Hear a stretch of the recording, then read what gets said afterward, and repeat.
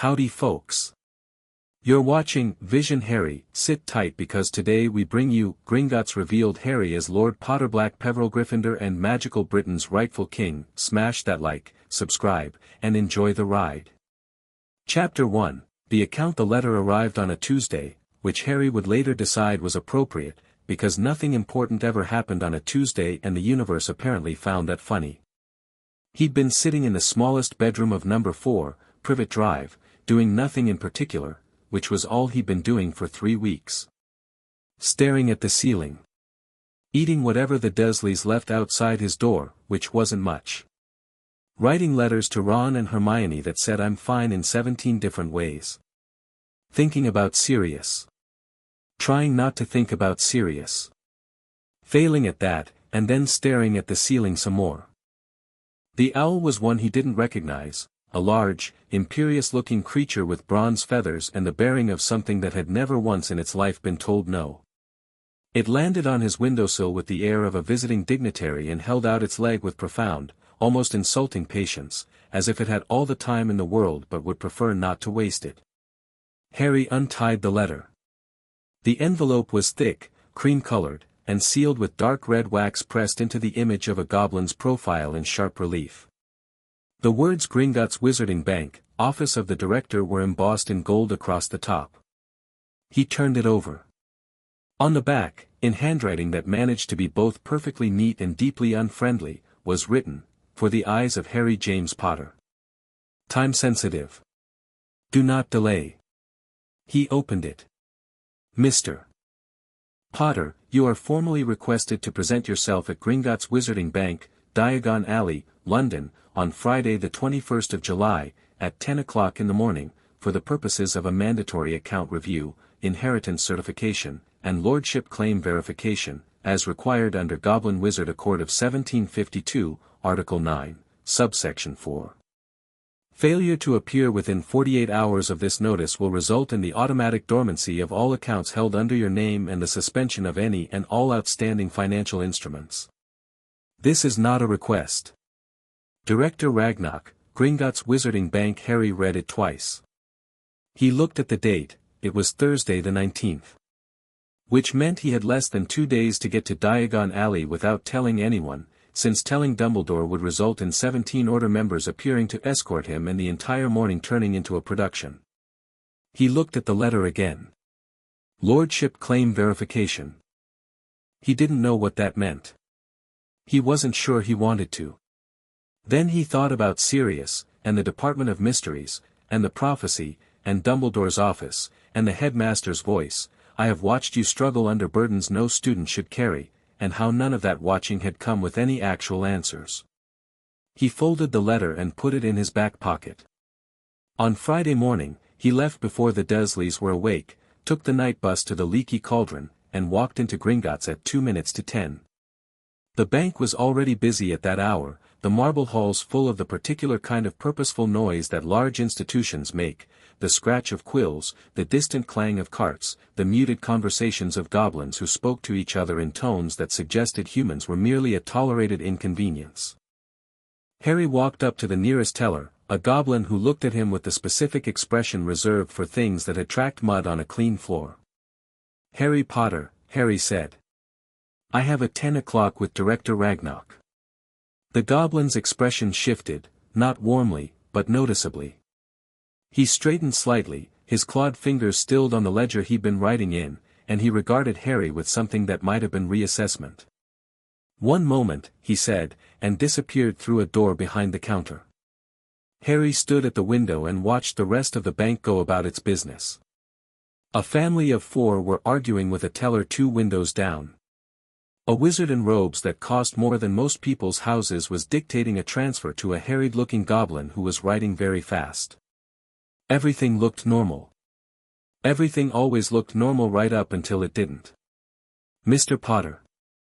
He turned. The goblin who had reappeared at the window was accompanied by another, taller, older, wearing robes that were noticeably finer than the standard Gringotts uniform. His face had the particular quality of very old stone, ancient, unyielding, and utterly unimpressed. "I am Griphook, the senior account manager for the Potter family accounts," the tall goblin said, and if there was something slightly loaded in the way he said family accounts, Harry didn't have the context yet to understand why. Please follow me. They went through the door behind the counter, down a corridor Harry had never seen before, not toward the cart system and the vaults, but deeper into the building's interior, through halls lined with doors of dark wood and frosted glass, up 2 flights of stairs that felt like they were going somewhere important. The whole place had a different quality back here, away from the public hall. Quieter. More serious. Griphook stopped at a door at the end of a corridor and knocked twice. "Enter," said a voice. The office was large and severe, and everything in it had the look of something built to last several centuries with no intention of apologizing for itself. The desk was enormous, dark wood, covered in neat stacks of documents and 2 or 3 objects Harry didn't recognize. The walls held shelves of leather-bound ledgers, a large map of magical Britain marked with symbols he couldn't read, and portraits of goblins who watched him enter with expressions ranging from neutral to intensely curious. Behind the desk sat a goblin who could only have been Ragnarok. He was old, genuinely old, in a way that communicated itself without any particular physical marker, the way a mountain is old. He had sharp black eyes that moved to Harry the moment he entered and stayed there without any of the performative appraisal humans usually did. "Sit down, mister." "Potter," Ragnarok said, gesturing to the chair across from him. Harry sat. Griphook took a position to Ragnarok's left and remained standing. "You came alone," Ragnarok said. "Yes." "No Dumbledore. No Order of the Phoenix Escort. No ministry representative." "No," Harry said. "Should there have been?" Something moved in Ragnarok's expression, not quite approval, but something in that territory. "There are those who would have preferred it," he said. "Which is precisely why I'm glad there wasn't." He folded his hands on the desk. "Let me be direct with you, Mr. Potter, because Gringotts does not employ people gifted with indirection and I have no talent for it personally. You are here because your family accounts have reached a legal threshold that requires your direct acknowledgement.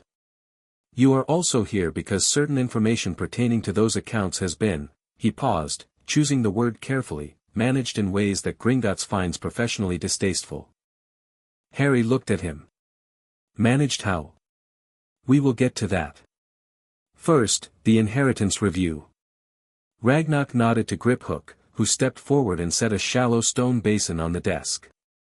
It was about the size of a dinner plate, carved with symbols around the rim, and it was empty. "This is a lineage verification ritual. Standard procedure for lordship claims. You will need to contribute 3 drops of blood." Harry looked at the basin, then at Ragnarok. "What will it show?" "Your bloodline. Your magical inheritance. The full extent of your familial claims." Ragnarok's sharp eyes didn't move from his face. "Are you ready to see it?" The thing was, Harry thought, he didn't know if he was.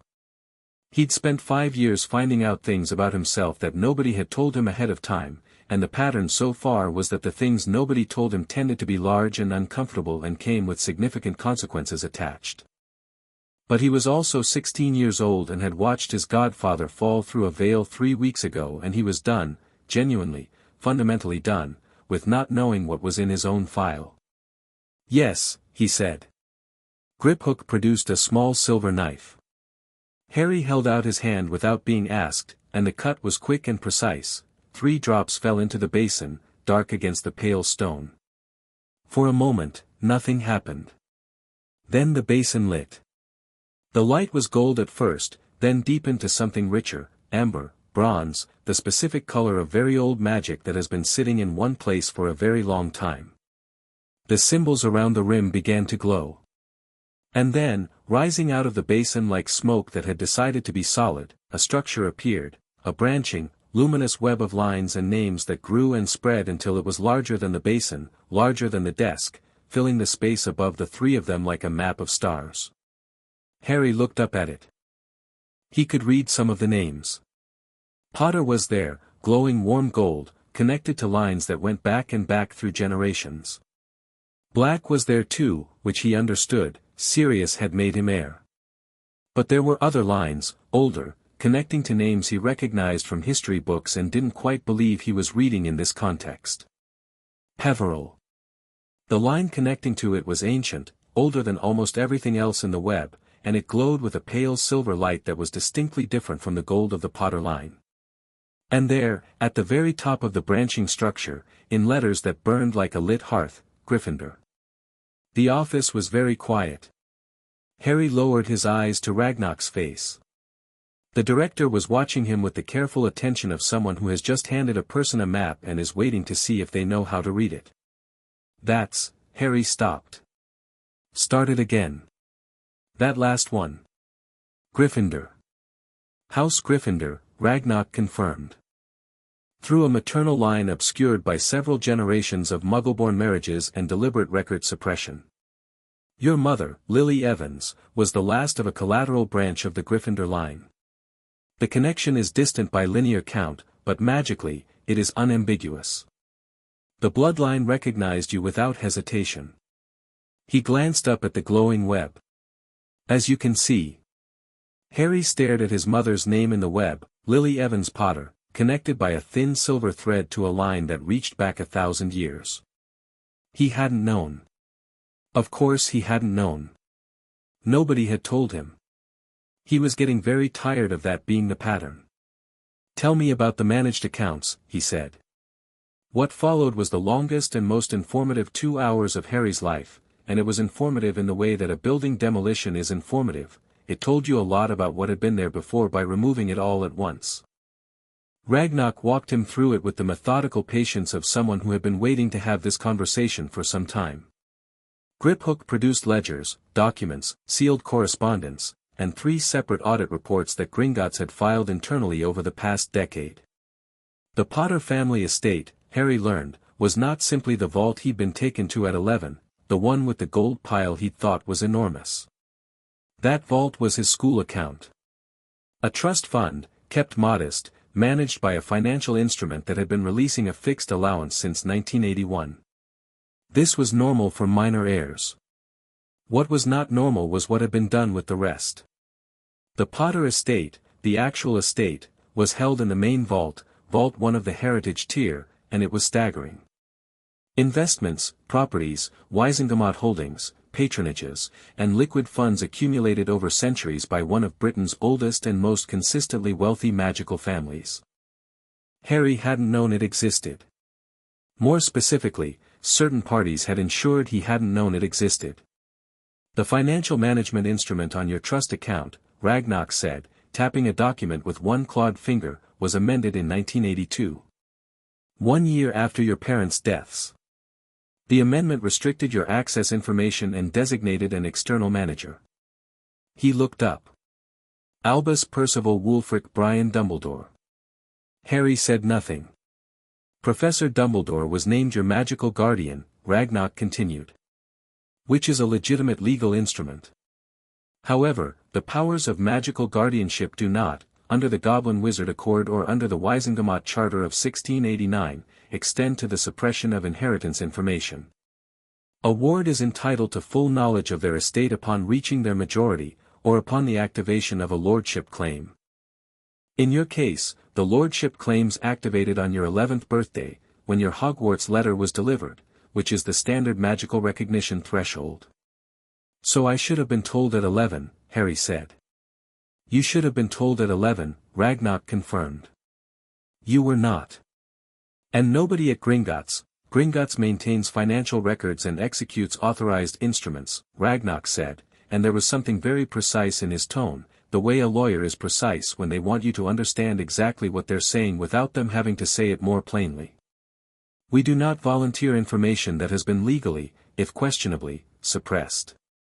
However, he set down the document. The mandatory review I have called you for today is a direct result of that suppression reaching its legal limit. Gringotts will not be party to indefinite information restriction. We have our own obligations.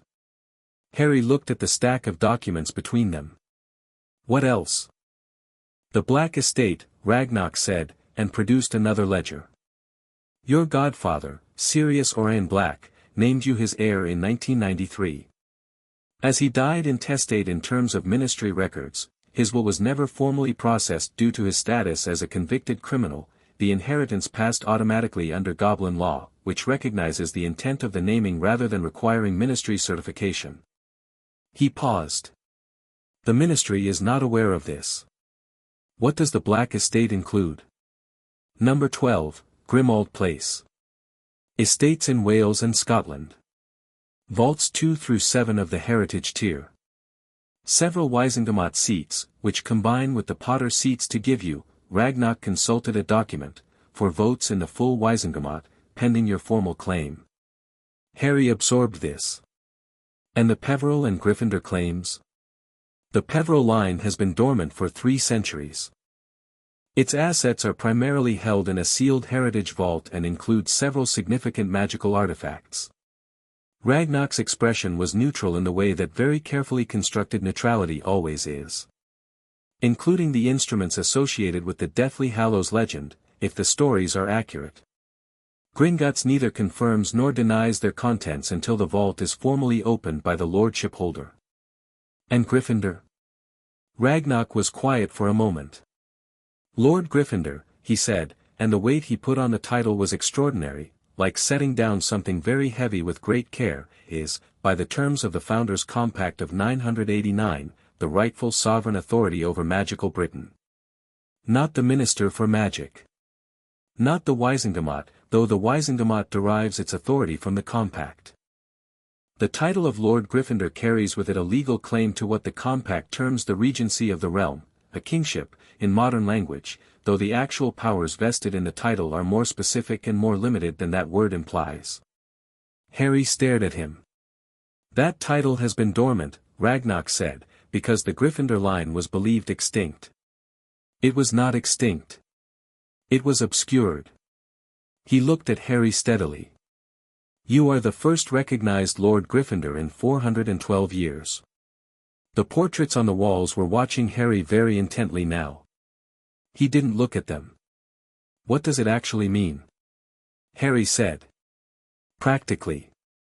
What does holding that title actually let me do?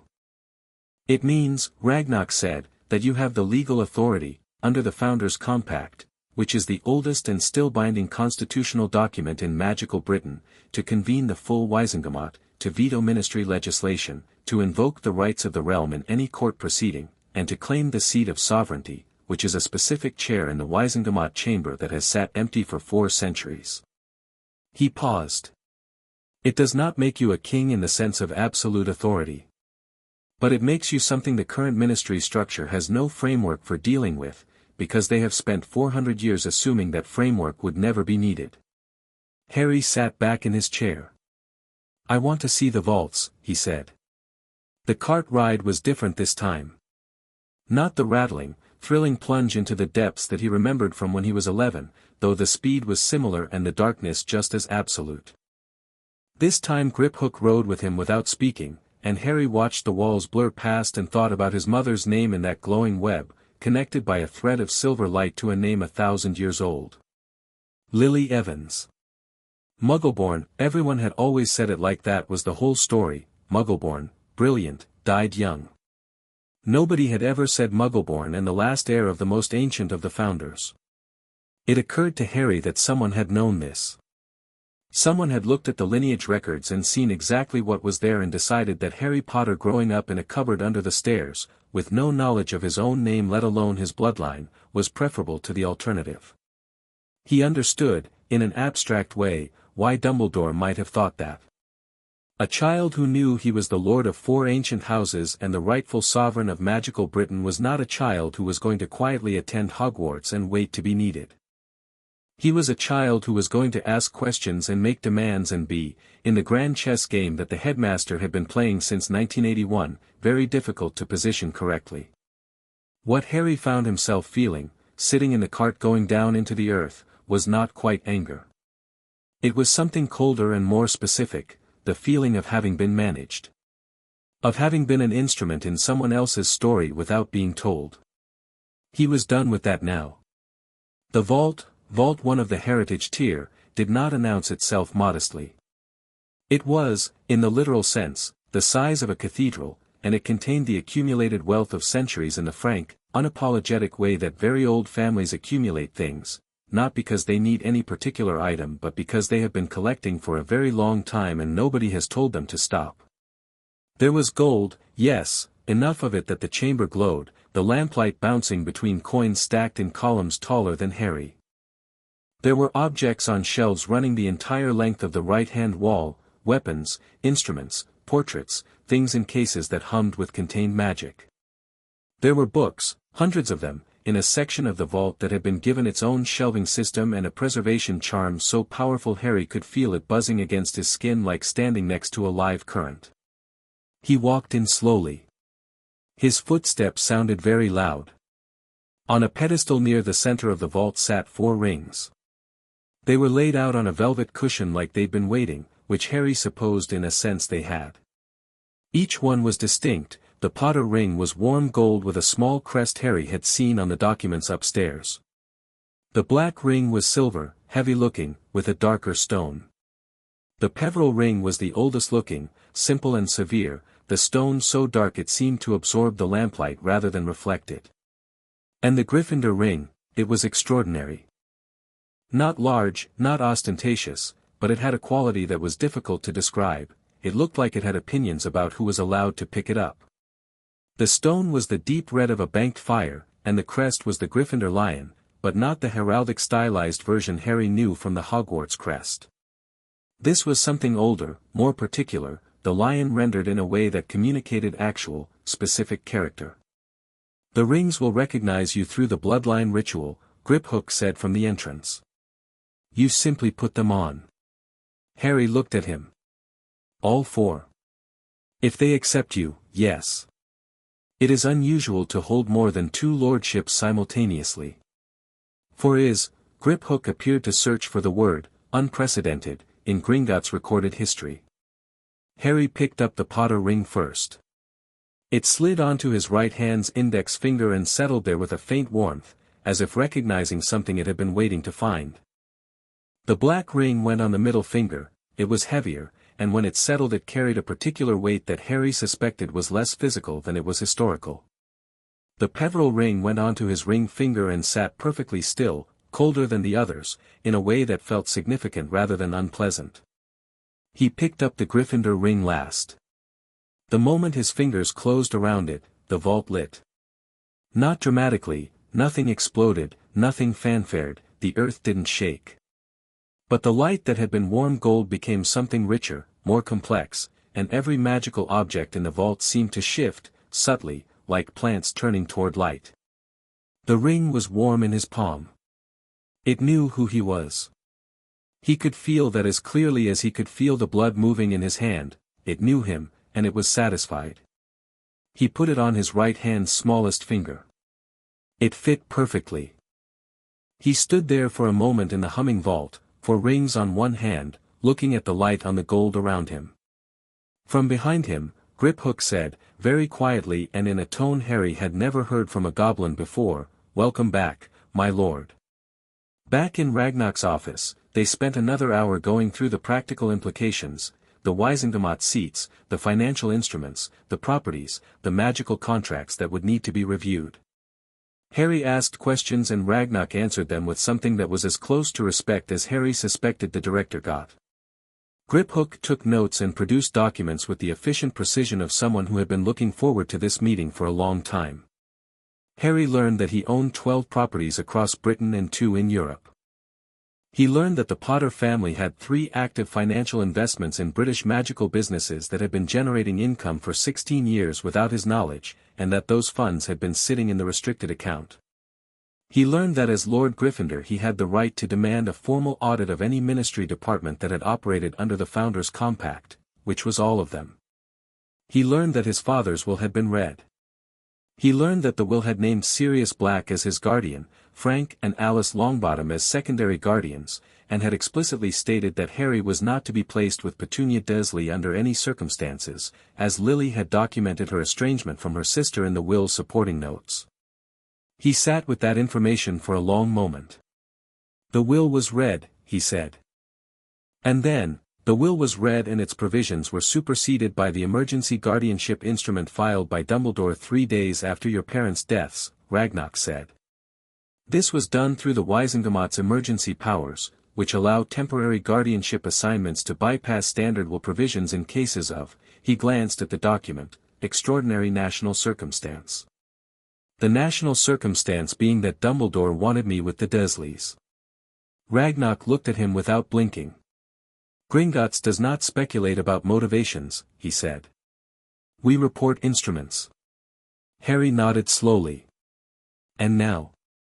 The guardianship instrument, does it still apply? A lordship claim constitutes automatic legal majority for purposes of guardianship law, Ragnarok said. You are, as of this morning, no longer a ward of anyone.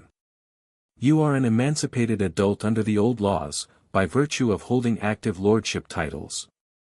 He paused. This applies regardless of your chronological age. Harry looked at his right hand.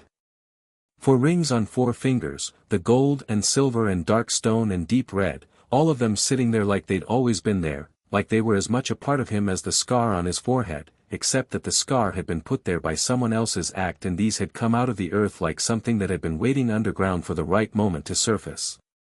I'm going to need copies of everything, Harry said. We anticipated that, Ragnarok said, and produced a leather document case from somewhere under the desk. Everything you would require to establish your claims, contest any existing legal instruments that have impinged on your rights, and formally seat yourself in the Wisengamot is in here. Additionally, he produced a smaller, sealed envelope. This is Gringotts' formal account of the financial discrepancies we have identified over the past 16 years. Consider it our contribution to whatever proceedings you choose to initiate. Harry took both.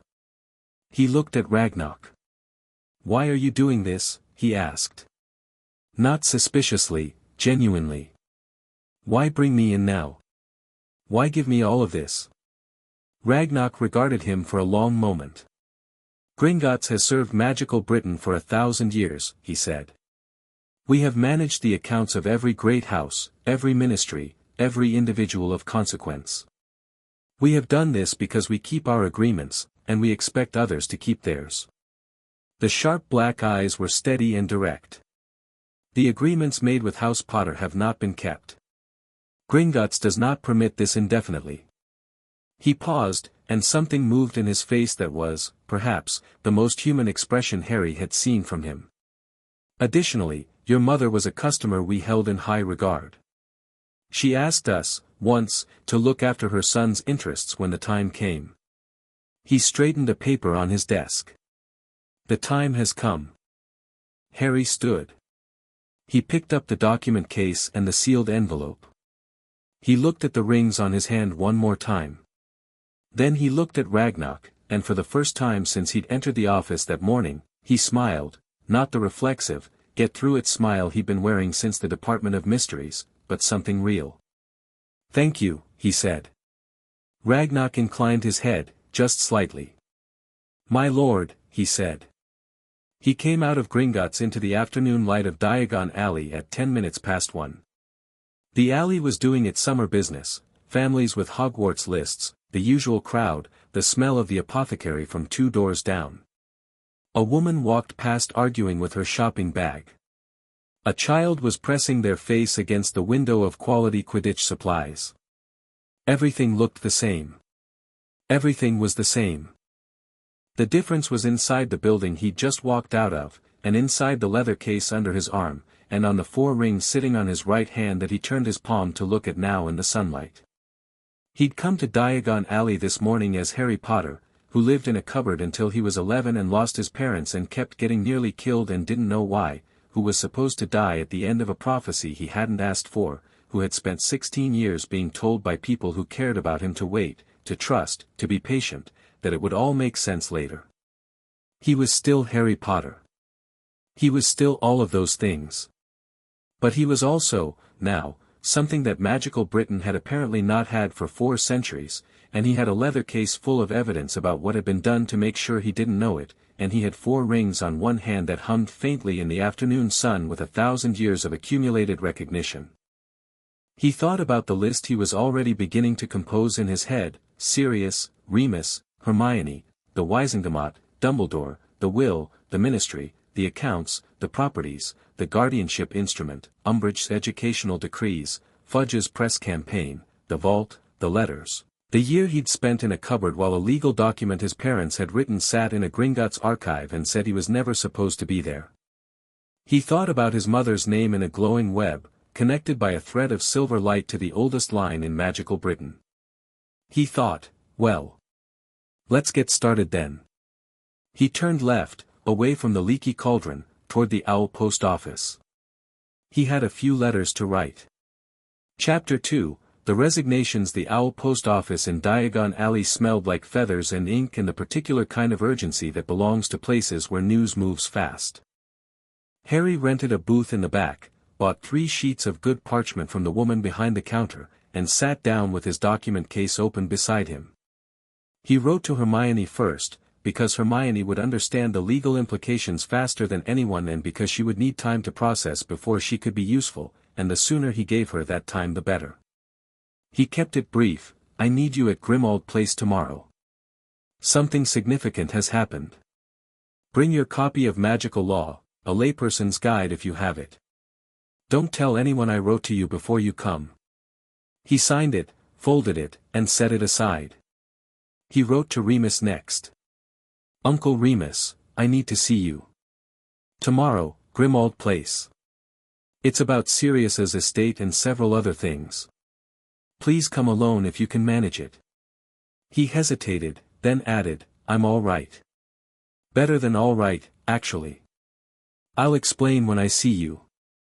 The third letter was the one he sat with longest, the quill in his hand going still above the parchment while he thought about what to say and in what order to say it.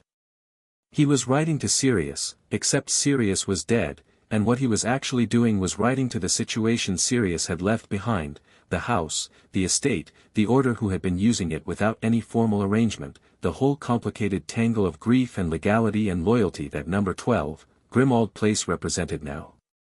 He wrote to Sirius anyway. I went to Gringotts today. I found out what you left me. I found out some other things too. I'm going to do something with it, all of it. I think that's what you would have wanted. I think maybe it's what you were waiting for me to do, all those times you looked at me like you were waiting for something. I'm sorry it took this long. I'm going to try to make it worth the wait. He folded that one and kept it. Didn't send it. Some letters were for the writing, not the sending. He hired 3 owls, a reliable grey for Hermione, a fast tawny for Remus, and a third for a letter he wrote quickly and last, to an address in Hogsmeade that Remus had given him once, for emergencies. He'd decide by tomorrow whether it counted as one.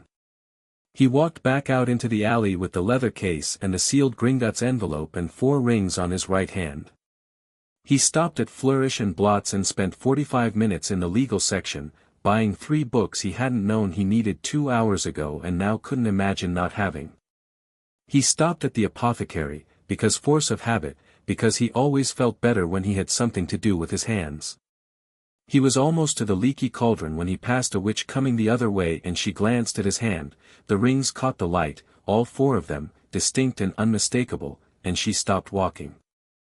She was middle-aged, well-dressed, with the upright posture of old money, and she looked at his right hand the way people look at something they've been told is extinct. Then she looked at his face, and her own face went through about 4 distinct expressions in 2 seconds. Lord Potter, she said, and it wasn't a greeting so much as an involuntary statement of recognition, like someone naming a landmark they'd unexpectedly walked into. Harry looked at her. He had 2 choices here: he could deflect, minimize, turn it into something smaller than it was. 6 months ago he would have done exactly that. Yes, he said instead, and kept walking. Behind him, he heard her make a short, sharp sound, as if the day had done something to her that she hadn't budgeted for. He found that he didn't mind at all. Number 12, Grimmauld Place received him in its usual manner, the smell of old wood and mildew and something that was almost damp without quite committing to it, the low ceilings of the entry hall, the portrait of Walburga Black that was, thankfully, behind its curtains. Harry stood in the hall for a moment and let the house settle around him. He'd been here all summer, technically, except it had never felt like his. It had felt like the orders, like the place they were all living in that happened to belong to Sirius, that Sirius happened to use like it was slightly embarrassing. Now Sirius was gone and the house knew it. There was a particular quality to the silence of a building that's lost its owner, a held-breath quality, waiting to see what came next. Harry put his hand flat on the entry hall wall. "Right," he said quietly, to the house and to himself. "Let's see." Creature appeared with a crack that would have been insolent if it hadn't been resigned. He was wearing his usual filthy pillowcase and carrying what appeared to be a silver spoon he'd been polishing, and he looked at Harry with his customary expression of profound, personal disappointment. "Master calls," Creature muttered, not quite to Harry and not quite to the middle distance, the way he always spoke as if there was a more appropriate audience somewhere just out of frame. "Creature," Harry said. "Do you know what's in the Black family vault at Gringotts?" Creature looked at him sharply. The muttering stopped. In the silence, something shifted in the elf's bearing, not submission exactly, but attention, the particular alertness of someone who's been waiting for a specific question for a long time. "Master has been to Gringotts," Creature said. "I have." The elf's eyes moved to Harry's right hand and stayed there. His expression did something complicated, grief, recognition, and something that might, on a different face, have been called relief. He set down the silver spoon very carefully on the hallway table. "Creature will prepare rooms," he said, and for the first time Harry could remember, there was no muttering after it. The elf disappeared with a crack that was entirely businesslike. Harry watched the space where Creature had been and thought that understanding was a strange and unpredictable thing.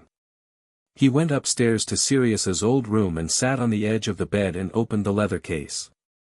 He spent the next 4 hours reading every document in it, making notes in the margins of a fresh piece of parchment, and building in his head the shape of what had been done and what would need to be undone and in what order.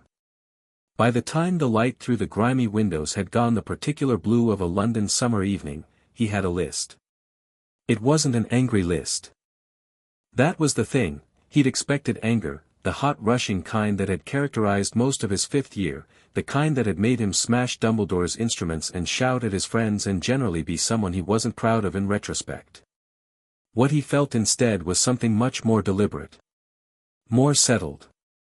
A decision that had the quality of bedrock, not made in a moment of feeling, but arrived at through the accumulated weight of everything he now knew, sitting solid and permanent in his chest. He was going to fix this. All of it. And he was going to do it properly, with documents and legal instruments and an audience of the people who needed to see it happen, and he was going to start tomorrow.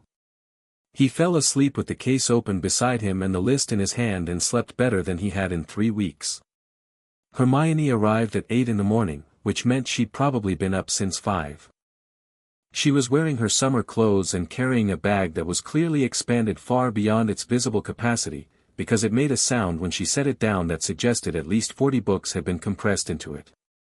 She stood in the entry hall and looked at Harry with the particular expression she reserved for situations that were both extremely significant and slightly alarming. "You look different," she said. "I went to Gringotts yesterday. Your letter said something significant happened." She looked at his right hand, which he hadn't done anything to conceal. Her eyes went through the same sequence of recognition and recalibration he'd seen on the woman in Diagon Alley, except on Hermione the process was about 10 times faster. "Harry. Are those lordship rings?" "4 of them." 4. She said it flatly. Not a question exactly, more a statement she was testing the weight of. "Which 4? Potter, Black, Peverell, and Gryffindor." She sat down on the bottom stair. This was unusual for Hermione. She was not, as a rule, a person who sat down suddenly in hallways. Harry felt that it spoke well of her that she did it now, because it meant she was taking the information seriously rather than managing her reaction. "Gryffindor," she said. "My mother was the last heir of a collateral branch. It had been suppressed. Nobody told me." Her head came up. "Suppressed by whom?" Dumbledore managed my accounts from 1982. The information about the full estate, the lordship claims, all of it, it was accessible but restricted. Gringotts finally called me in because the suppression hit its legal limit. Hermione was very quiet for a moment, doing the thing she did where her brain was clearly working at a rate that her face couldn't quite keep up with. Then she stood up again, with the decisive energy of someone who has processed the available information and reached a conclusion. "Show me the documents," she said. Remus arrived at 10, exactly as Harry had hoped, before the Order's unofficial daily check-in, before Mrs. Weasley showed up to make breakfast for people who hadn't asked for it, before the whole complicated organism of number 12 roused itself to its daytime state. He came in through the back door, quiet as he always was, and stopped when he saw Harry and Hermione at the kitchen table surrounded by documents. He looked older than he had before Sirius died. Not elderly, Remus was only in his mid-30s, but there was a quality of compression about him, as if grief were a force that worked inward. He looked at Harry's right hand the way that people who actually knew the old laws looked at it, with the expression of someone watching history happen in their kitchen. "Merlin," he said softly. "Sit down, Uncle Remus," Harry said.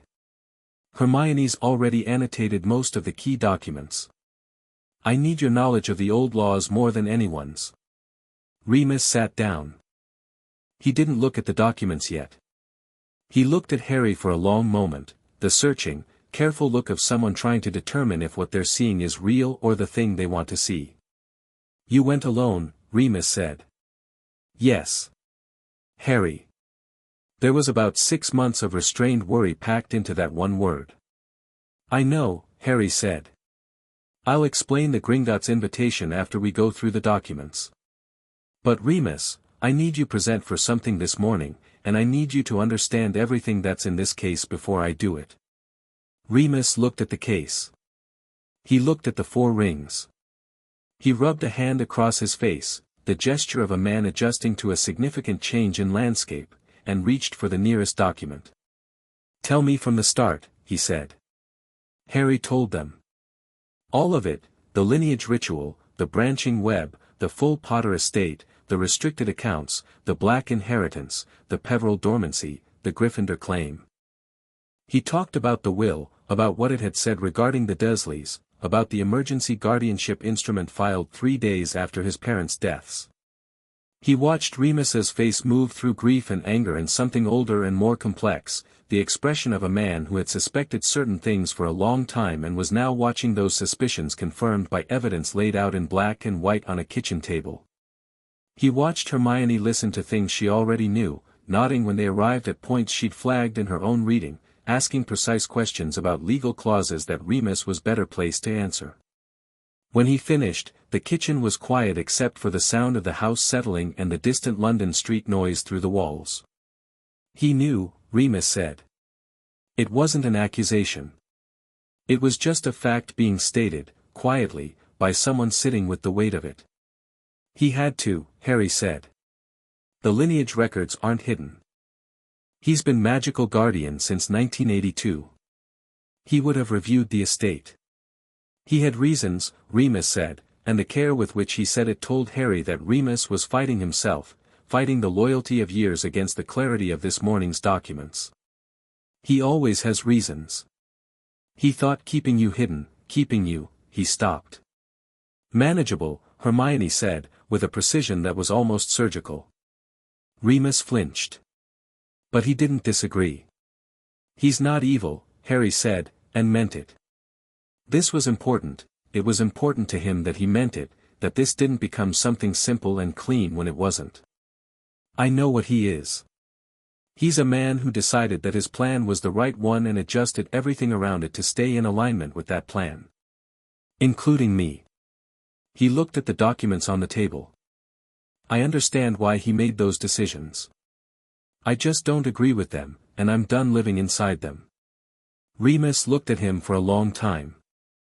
Then he said, with the faint, fractured quality of something breaking and something else taking its place, Sirius would have been very proud of you right now. Harry looked down at his hands. I know, he said quietly. That's partly why I'm doing it. Dumbledore arrived at 11. Nobody had invited him. That was the thing, nobody had sent a message, nobody had tipped off the order, the morning had been quiet and deliberate and contained. But Dumbledore appeared at 11 o'clock precisely, stepping through the front door of Grimmauld Place with the unhurried ease of a man who has keys to a house, which technically he did. He was wearing deep blue robes and carrying his hat, and he looked, at first glance, exactly as he always looked, benign, elderly, weightlessly assured. His eyes, sharp and blue behind the half-moon glasses, found Harry at the kitchen table and stopped. He looked at Harry's right hand.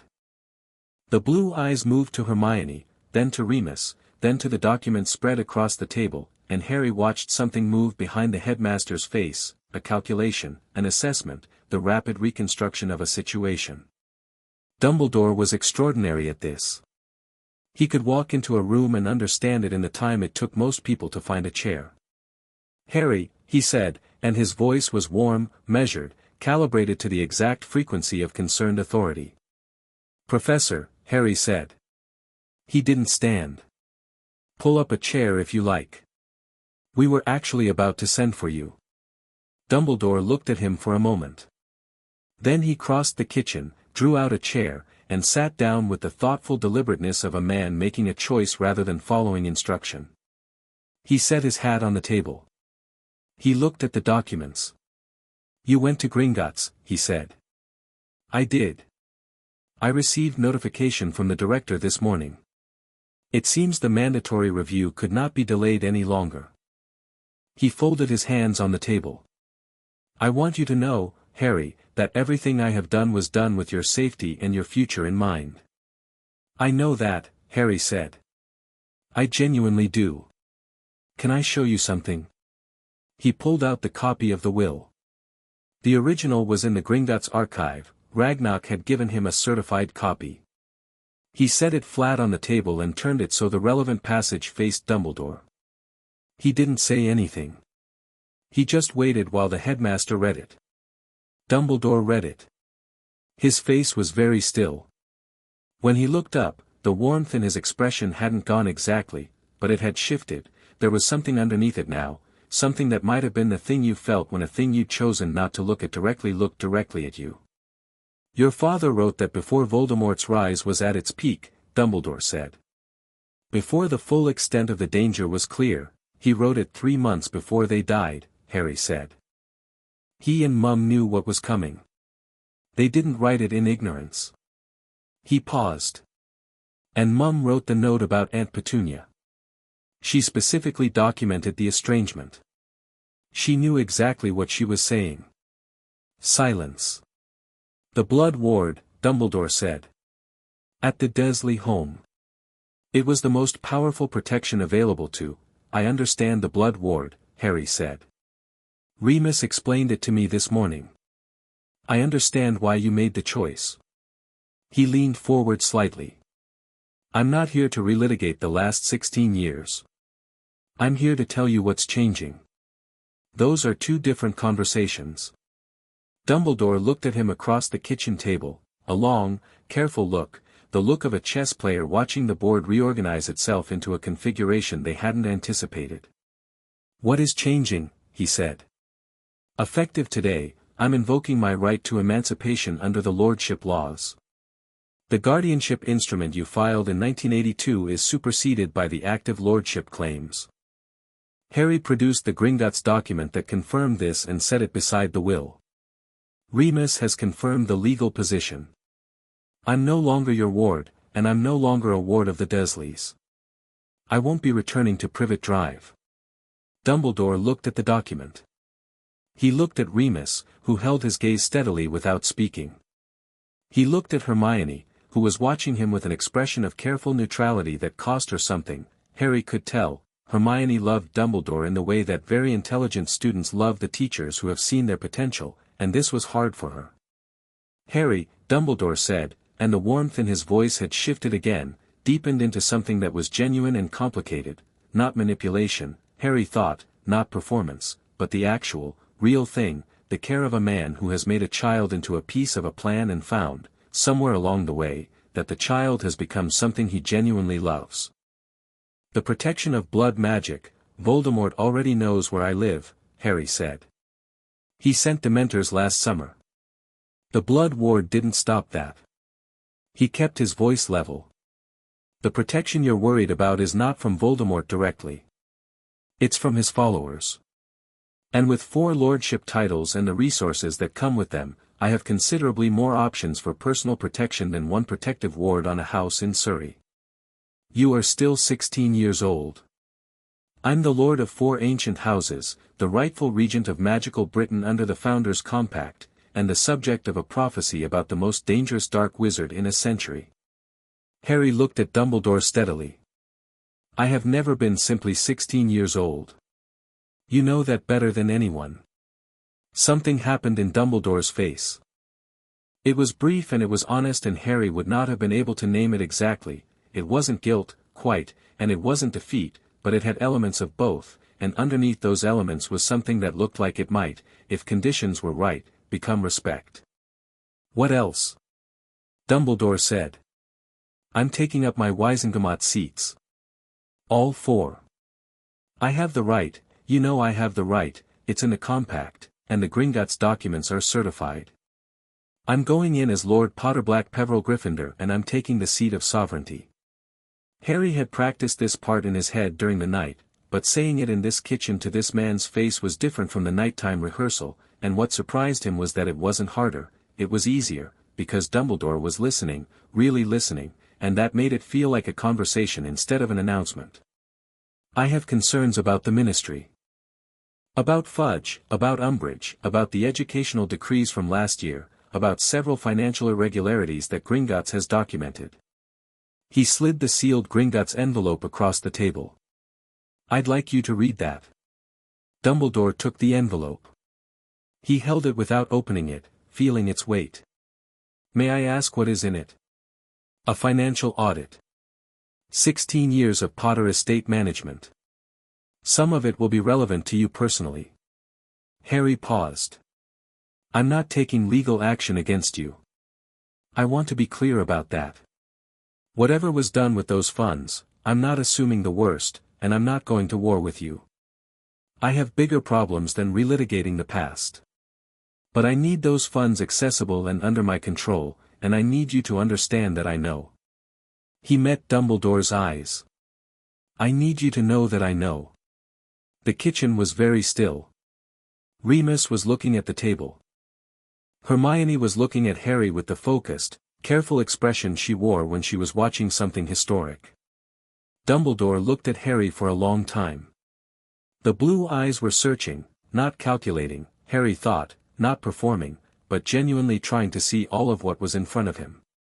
Trying to reconcile the boy he had moved like a piece on a board with the person who was sitting across the table and talking to him like an equal. There was something painful in it, and Harry let it be painful, because anything less would have been dishonest, and dishonesty was exactly the problem. I am sorry, Dumbledore said. 2 words. Quietly. Unadorned by qualification or context or the headmaster's customary elegant framing.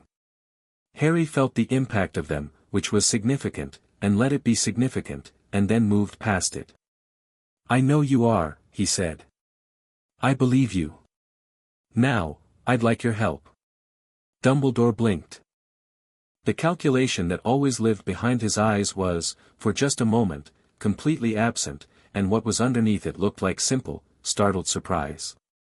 My help, he said. You have information I need. About the Horcruxes, yes, I know about the Horcruxes. Ragnarok told me the Peverell Vault almost certainly contains relevant documentation, and about Voldemort's current movements, and about what the Order has actually confirmed versus what's still theoretical. Harry pulled the parchment with his list toward him. I don't want to fight you. I want to work with you. But I need it to be an actual collaboration, not you deciding what I need to know and giving me the curated version. Dumbledore looked at the list. A small, complex emotion moved across his face. It landed closest to wonder, Harry thought, the expression of a person encountering something unexpected and finding it considerably better than what they'd had before. You are very much your mother's son, Dumbledore said softly. I know, Harry said. She was the last heir of Gryffindor, apparently. Funny how nobody mentioned that. A pause. And then, startlingly, genuinely, Dumbledore laughed. It was a real laugh, short and slightly rueful, the sound of a man who could see the shape of his own errors and still find them comprehensible. "No," he said. "I suppose nobody did." They spent the rest of the afternoon at that kitchen table, and what happened was not easy or simple, but it was real. Dumbledore opened up in degrees, the way a complex lock opens, reluctantly, then all at once. He told Harry about the Horcruxes. Not the curated version, not the carefully edited briefing that Harry had been expecting, but the full picture as Dumbledore understood it, the 6 objects, the suspected identities, the search that had already begun, the one that the headmaster's own damaged hand told the story of without any words needed. He talked about Tom Riddle with the weariness of a man who has spent 60 years trying to understand a person he fundamentally failed when it mattered. Harry listened and asked questions and didn't perform gratitude he didn't feel or anger he'd moved past. Hermione took notes. Remus added detail from his own knowledge of the old magical families and their artifacts. It was, Harry thought, what a real Order meeting might look like if the Order had been honest about what it was dealing with. At 5 o'clock, Mrs. Weasley arrived with a covered pot of something and the beginnings of an expression that meant she was about to take charge of everyone's evening whether they wanted it or not, and she stopped in the kitchen doorway and looked at the 4 of them around the table, the documents, the rings, the open envelope, Dumbledore's hat on the table, and said, "What in the name of, Molly," Dumbledore said, with a warmth that was entirely genuine and also very specifically calibrated to gentle her. Before she started, "Harry has had a rather remarkable day. I'll explain. Put the pot on, will you?" Harry met Hermione's eyes across the table. She had the look of someone who had witnessed something significant enough that it would take several days to fully process. She raised her eyebrows. "Are you all right?" And he gave her the slight nod that meant yes, actually, for the first time in a long time, yes. Later, after dinner, after the explanations and Molly's alarmed questions and her grudging acceptance, after Dumbledore had gone and Remus had gone to his room and Hermione had settled on the sofa with 3 books and her annotated notes, Harry sat in the kitchen alone and looked at his right hand in the lamplight. 4 rings. 4 old families, 4 streams of history and magic and blood, all converging in a 16-year-old who'd grown up in a cupboard.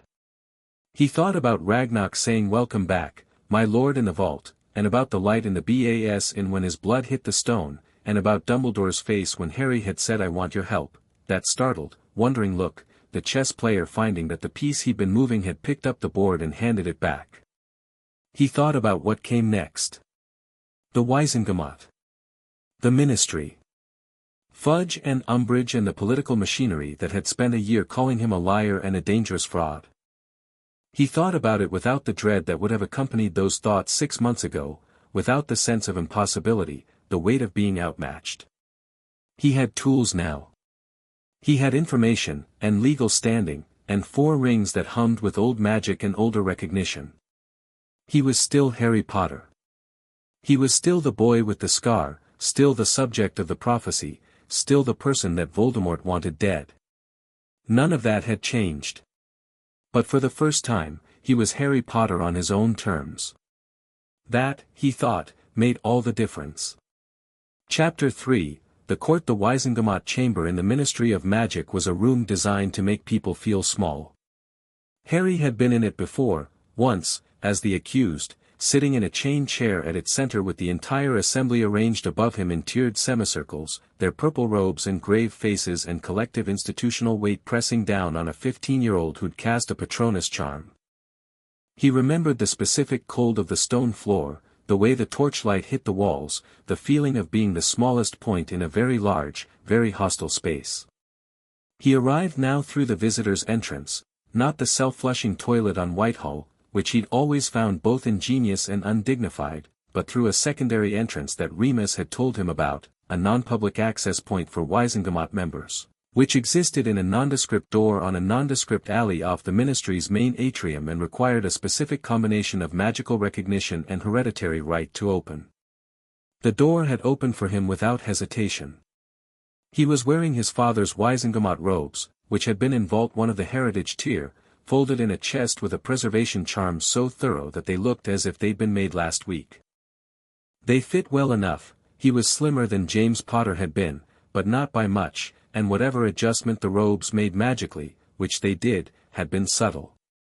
They were deep blue, threaded with silver at the cuffs and collar, with the Potter crest on the left breast. He'd added the Gryffindor sigil to the right, which was his right as combined lordship holder, and the effect was either impressive or alarming depending on your position on the current magical order. Hermione had looked at him when he'd come downstairs that morning and said, with the tone of someone noting a significant data point, "You look like someone's father." "My father," Harry had said. "That tracks," she'd said, and gone back to her notes. Remus had come with him as far as the door. He had no Waisengamot seat and no right to enter the chamber as anything other than a spectator, and the spectator gallery required advance registration that they hadn't arranged. He'd stood outside the non-public entrance and looked at Harry in the robes and done the thing he'd been doing all week, which was starting to say something and then not saying it because whatever it was too large to fit into the space before the moment passed. "Sirius would have done this differently," he said finally. "I know," Harry said. "He would have enjoyed it a great deal more loudly." "I know that too." Remus had smiled, small and real, with the grief in it fully visible, not hidden behind anything. "He did enjoy things loudly," he said. "It was one of his best qualities." He looked at Harry steadily. "Yours is that you mean what you say." Harry had held his gaze for a moment, then nodded, and gone through the door.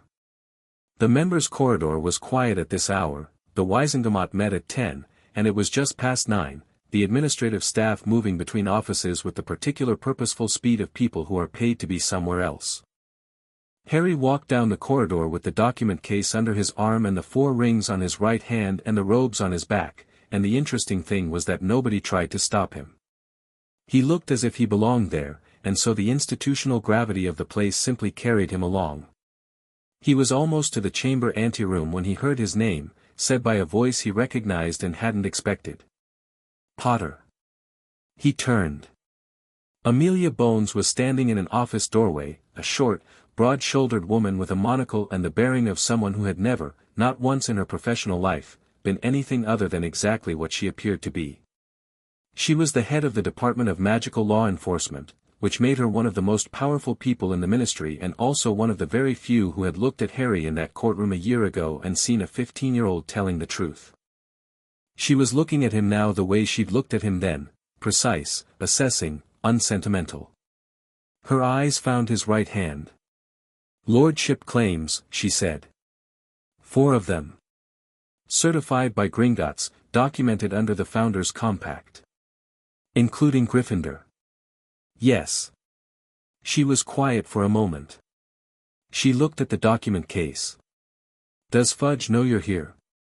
"Not unless someone's told him in the last hour." Something moved in her face. It wasn't quite a smile, but it was definitely in that neighborhood. "You're going to cause an extraordinary amount of trouble this morning." "I'm going to take my legal seat on the Waisengamot," Harry said. "What happens after that will be up to the assembled body." She looked at him for another long moment. "Your father," she said finally, "once stood in this corridor before a session he was very much not supposed to attend and told me almost exactly the same thing." She paused. "He caused quite a lot of trouble too." She stepped back into her office doorway. "I'll be watching closely, Lord Potter. Do try to be more precise than James was." "He had a tendency to improvise," Harry said. "He had a tendency to make it up as he went and trust his reflexes to cover the gap," Amelia said. "It worked more than it should have." She looked at him one more time, with the direct, ungarnished look of someone making a decision. "For what it's worth, I'm glad you came." She went back into her office and closed the door. Harry stood in the corridor for a second, then continued toward the chamber.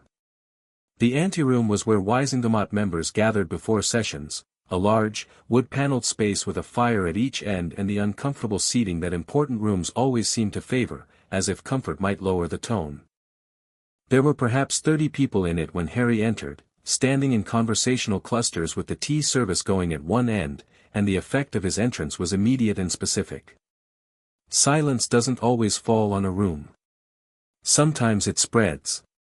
It started closest to the door and moved outward as people registered what they were seeing, the Potter robes, the Gryffindor sigil, the 4 rings, and the silence that spread wasn't hostile exactly, or not entirely. It was the silence of people experiencing significant cognitive adjustment in real time. Harry recognized maybe a quarter of the faces. Lucius Malfoy, standing near the fire to the left with 2 other men Harry didn't know by name, had gone very still in the particular way of someone who has just encountered a situation they need to analyze before reacting. His expression was the mask of a skilled political operator, smooth, neutral, nothing given away. His eyes were doing quite a lot of work. Augusta Longbottom was at the right-hand fire, straight-backed, in formidable black robes with the Longbottom crest at her throat. She looked at Harry with an expression of sharp, immediate attention.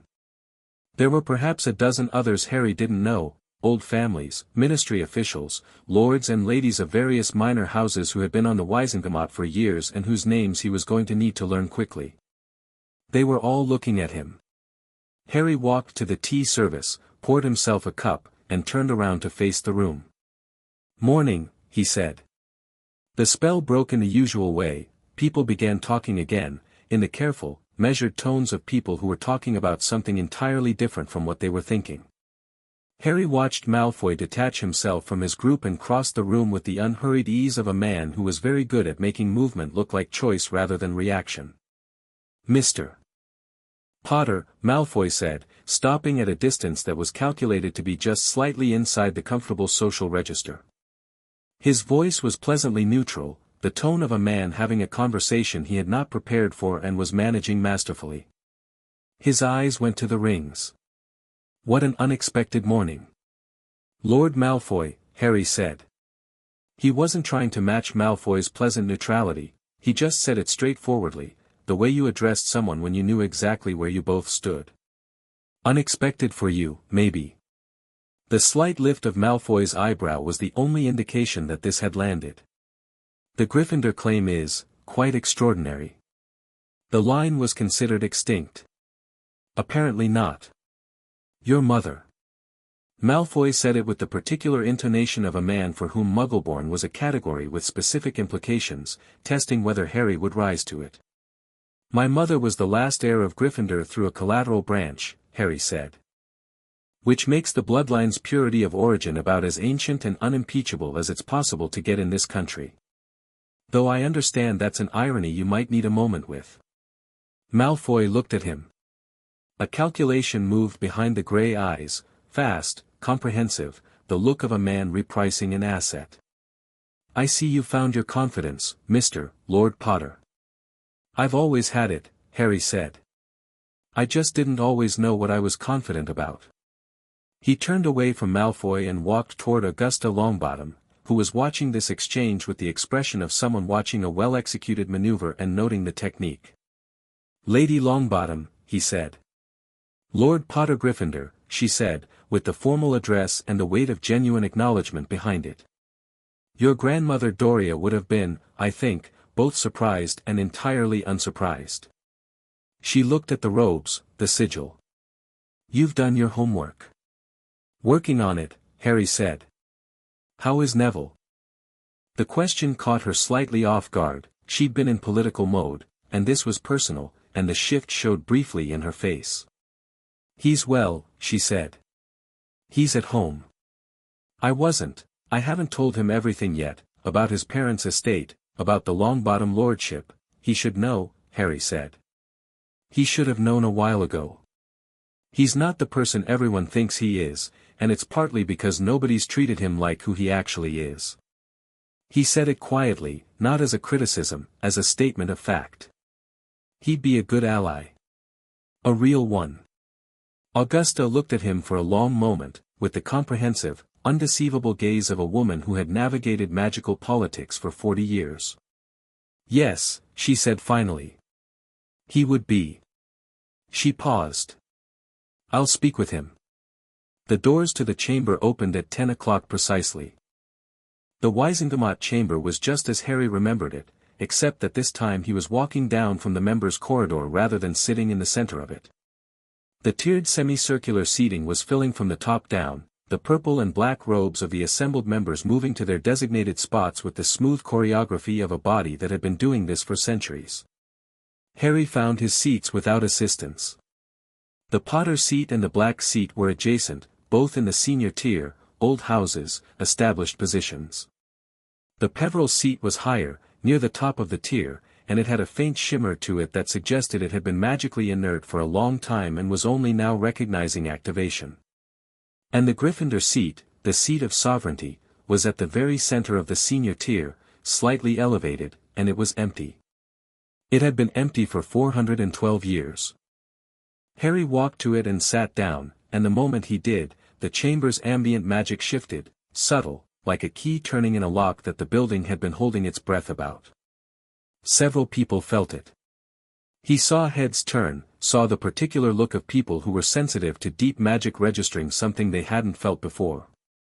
At the front of the chamber, on the raised platform where the chief warlock and the minister sat, Cornelius Fudge had gone the color of old chalk. He was staring at Harry with the expression of a man watching a natural disaster he'd been told couldn't happen. He was in his green bowler hat, which he appeared to have forgotten to remove on entering the chamber. Beside him, Umbridge was sitting with her clipboard and her pink cardigan and her toady smile, except the smile had gone, and what was underneath it was something Harry recognized from the past year, the specific expression she wore when she encountered something she considered an infraction and was calculating how to punish it. Harry looked at them both, and looked away, because there were more interesting things to focus on. The chief warlock called the session to order. He was a man Harry vaguely recognized from the trial, Tiberius Ogden, old and sharp and the kind of politically experienced that translated to genuine neutrality in a session chair. He had noticed Harry arrive. He had noticed the seat of sovereignty being occupied for the first time in living memory. He had not, notably, made any objection. Fudge leaned toward Ogden and murmured something. Ogden listened, looked at Fudge with a particular kind of patient attention, and then, without addressing the interruption, called the first agenda item. Harry let the first 10 minutes of procedural business proceed without intervening. He sat in the seat of sovereignty and watched the room and let the room watch him and noted the currents of attention, who kept looking at him, who was deliberately not looking, who had already decided something and whose face showed it. Augusta Longbottom was 3 seats down and 2 tiers up, and she was paying careful attention to the proceedings. Amelia Bones had taken her seat on the enforcement tier and had her monocle in and her expression on. Lucius Malfoy, in his seat on the senior tier, was watching Harry with the sustained attention of a man who is not yet sure if the thing he's looking at is a threat or an opportunity, and has decided to gather more data before committing.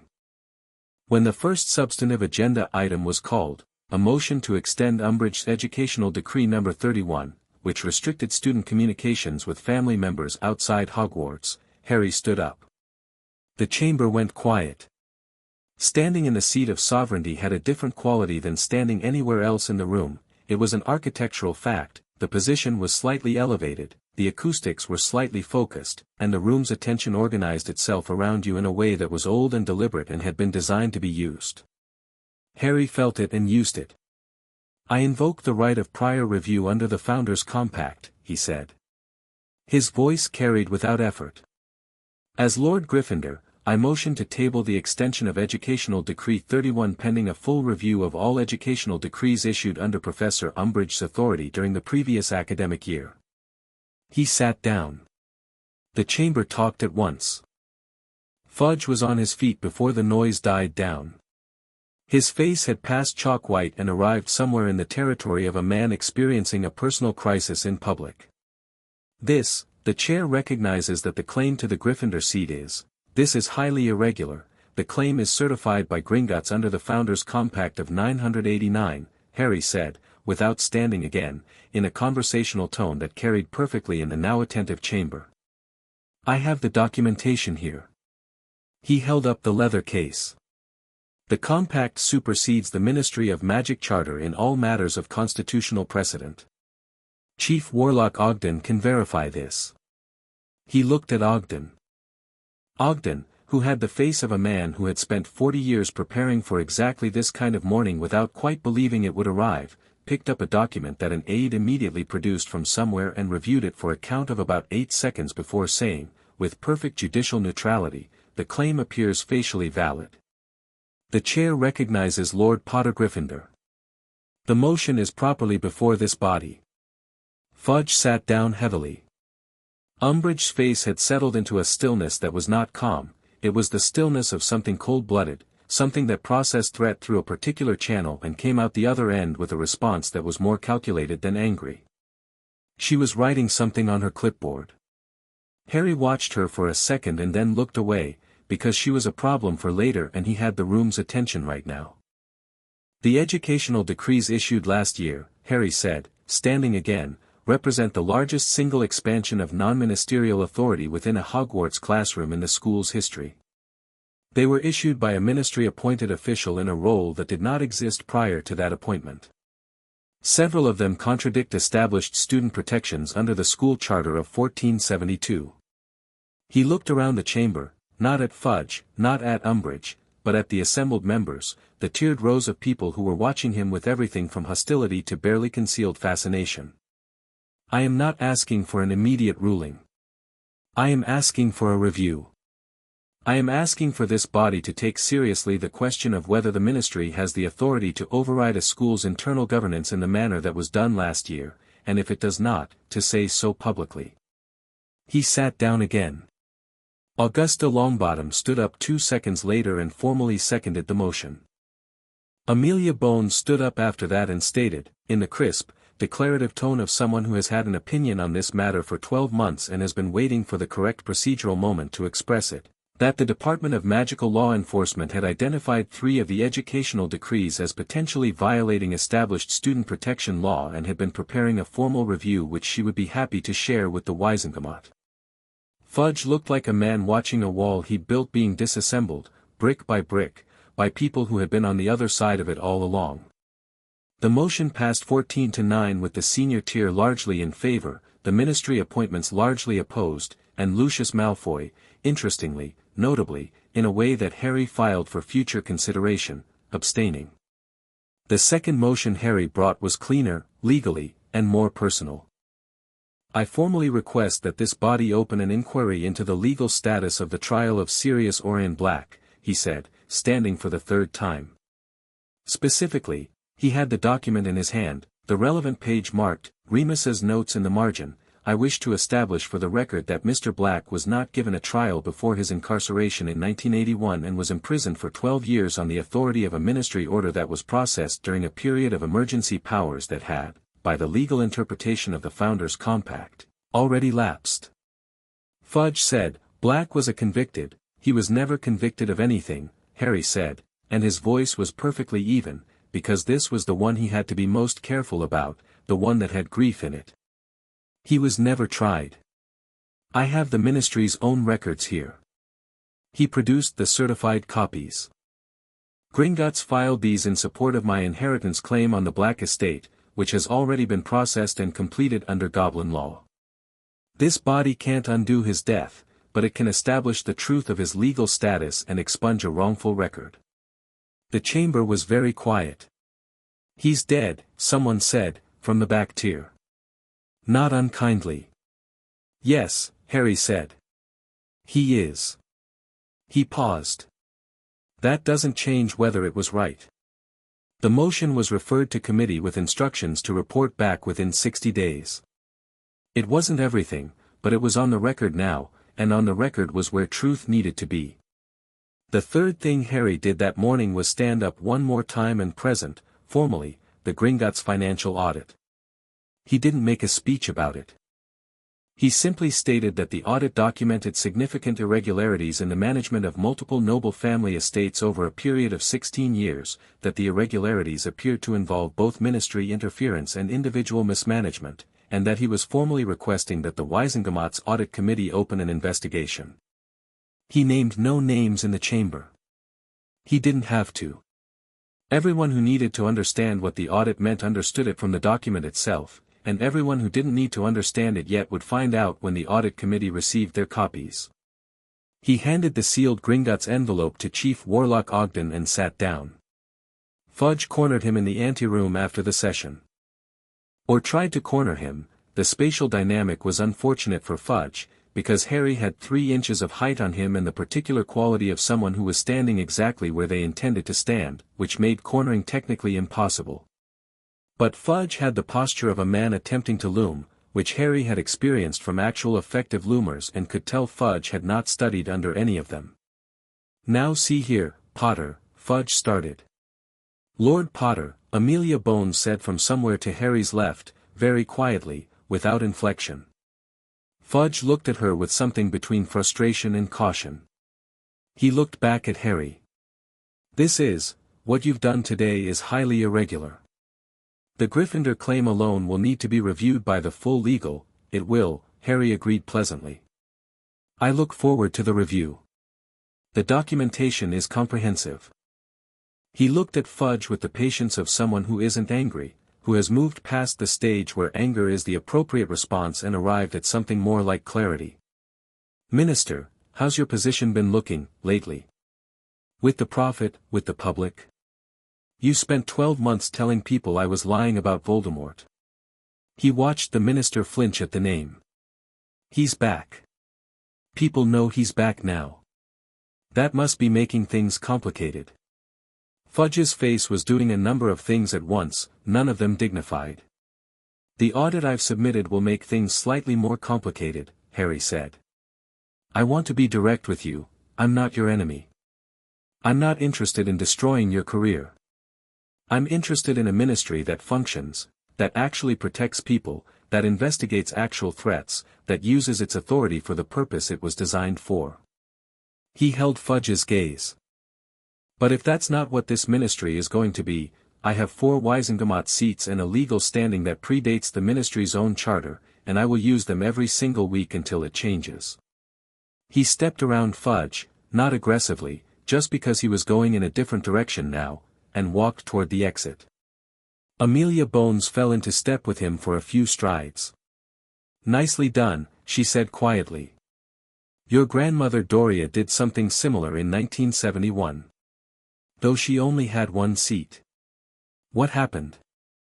Harry asked. "The minister resigned 3 months later," Amelia said. "Unrelated, officially." She stopped at the door to the enforcement department corridor. "We should talk about Umbridge. What she did last year, what I can prove she did and what I've been waiting for the correct political conditions to address, is considerably worse than the decrees." Harry looked at her. "I have time," he said. "Good," she said. "Come to my office. I'll have tea brought up." She looked at him once more with the direct, assessing gaze. "And Lord Potter, next session is in 3 weeks. I'd suggest you use the time to introduce yourself to Lords Greengrass, Davis, and Bones Selwyn. They're persuadable, and you'll need 8 votes for anything substantive." "9, Harry said. "With yours." Something that was definitely a smile crossed Amelia Bones's face. "With mine," she confirmed. Harry followed her down the corridor, the document case under his arm, the 4 rings on his right hand, the chamber's morning session already history behind him. He could feel it in his back, the particular sensation of having been in the right place and done the right thing and moved something that had been stuck. Outside the ministry, miles above them, the summer was doing its thing. London was going about its business. Somewhere in the country, Voldemort was planning something, and Death Eaters were meeting, and the war was grinding its slow, inevitable approach. But here, right now, in this corridor, something had shifted. He'd walked into a room designed to make him feel small and had changed it by refusing to be small in it, and that wasn't the end of anything but it was the beginning of several things, and beginnings, in Harry's experience, had a way of becoming their own momentum if you let them. He was going to let them. Chapter 4, The Gathering. 3 weeks was not a lot of time to build a coalition, learn the names of 40 Wizengamot members, master 3 centuries of dormant lordship law, figure out what a Horcrux actually felt like in person, begin learning the contents of a vault the size of a cathedral, and train hard enough that the next time Voldemort sent someone after him the outcome wouldn't be in question. Harry did it anyway. The first week was mostly paperwork, which he found genuinely interesting in a way that surprised him. The Peverell vault had a library section that Hermione had, upon first seeing it, gone so quiet for so long that Harry had checked she was still breathing. It contained original documents, estate instruments, letters, personal journals, magical theory texts, going back to the 12th century, and somewhere in the middle of it was a sealed section that responded to the Peverell ring the way the main vault door had responded to his blood. He opened it on the third day, with Remus standing at his shoulder and Hermione 2 steps behind with a self-inking quill already moving. The sealed section contained a leather journal with the Peverell crest stamped on the cover, filled with handwriting in archaic English that Hermione translated as they read, and which described, in the careful, matter-of-fact tone of someone documenting a dangerous experiment, the nature and properties of 3 objects that the writer referred to as the instruments of mastery. The cloak of invisibility, which Harry already had. The resurrection stone, which he didn't know the location of yet. And the Elder Wand, which the journal described as currently in the possession of one Albus Dumbledore, having passed through 7 owners in the preceding 2 centuries. Harry had sat back on his heels on the vault floor and looked at that entry for a long time. "He has it," Remus said. "He has it," Harry confirmed. "He didn't tell you." "He tells me things," Harry said, on a schedule that makes sense to him. He stood up. "I'll ask him directly. He'll tell me." He paused. "He's been telling me more, lately." That was true, and it was one of the things that had changed in the 2 weeks since the kitchen table conversation. Dumbledore had started showing up at Grimmauld Place in the evenings, not as a guardian making a supervisory visit but as something closer to a collaborator, and the conversations they had were different, sharper, more honest, less carefully managed on Dumbledore's side. Harry had the sense that the headmaster found this both uncomfortable and something he'd needed for a long time.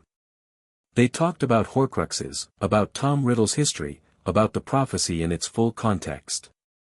Dumbledore brought a pensieve once and showed Harry the memories he'd collected of Riddle as a boy, and Harry had watched them and come out with a clearer, colder understanding of what he was dealing with than any briefing had ever given him. The second week was the people. He sent a letter to Neville first. Neville arrived at Grimmauld Place on a Thursday morning with a rucksack over his shoulder and the expression of someone who had been told something significant by their grandmother and was trying to decide what to do with it. He was taller than Harry remembered from the end of term, or maybe he was just standing differently, the particular difference of someone who'd been given a piece of information that rearranged how they held themselves. He stood in the entry hall and looked at Harry, and Harry could see him processing the robes, the rings, the general atmosphere of the house which was, since Harry had taken formal ownership of it, notably less grim than its name implied. "Gran told me about the Longbottom estate," Neville said. "Good," Harry said. "Come in." They sat in the kitchen. It was the room that had become the center of things, where the table was permanently occupied by documents and books and the occasional Gringotts correspondence, and Harry talked to Neville the way he'd decided to talk to everyone, directly, without softening it or managing it, the full picture at once rather than the curated version. He talked about the Wizengamot, about what holding a lordship actually meant, about the Founders' Compact and what it gave them, about what he was building and why he needed people he trusted in it. Neville listened with the careful, thorough attention that had always been his actual quality, underneath the bumbling that school had somehow produced in him, the attention of someone who is taking everything seriously because they understand that seriousness is the appropriate response. When Harry finished, Neville was quiet for a moment. "My parents' seats," he said. "On the Wizengamot. They've been held in reserve, because Frank and Alice are, because they're still alive, technically, so the seats weren't transferred." "I know," Harry said.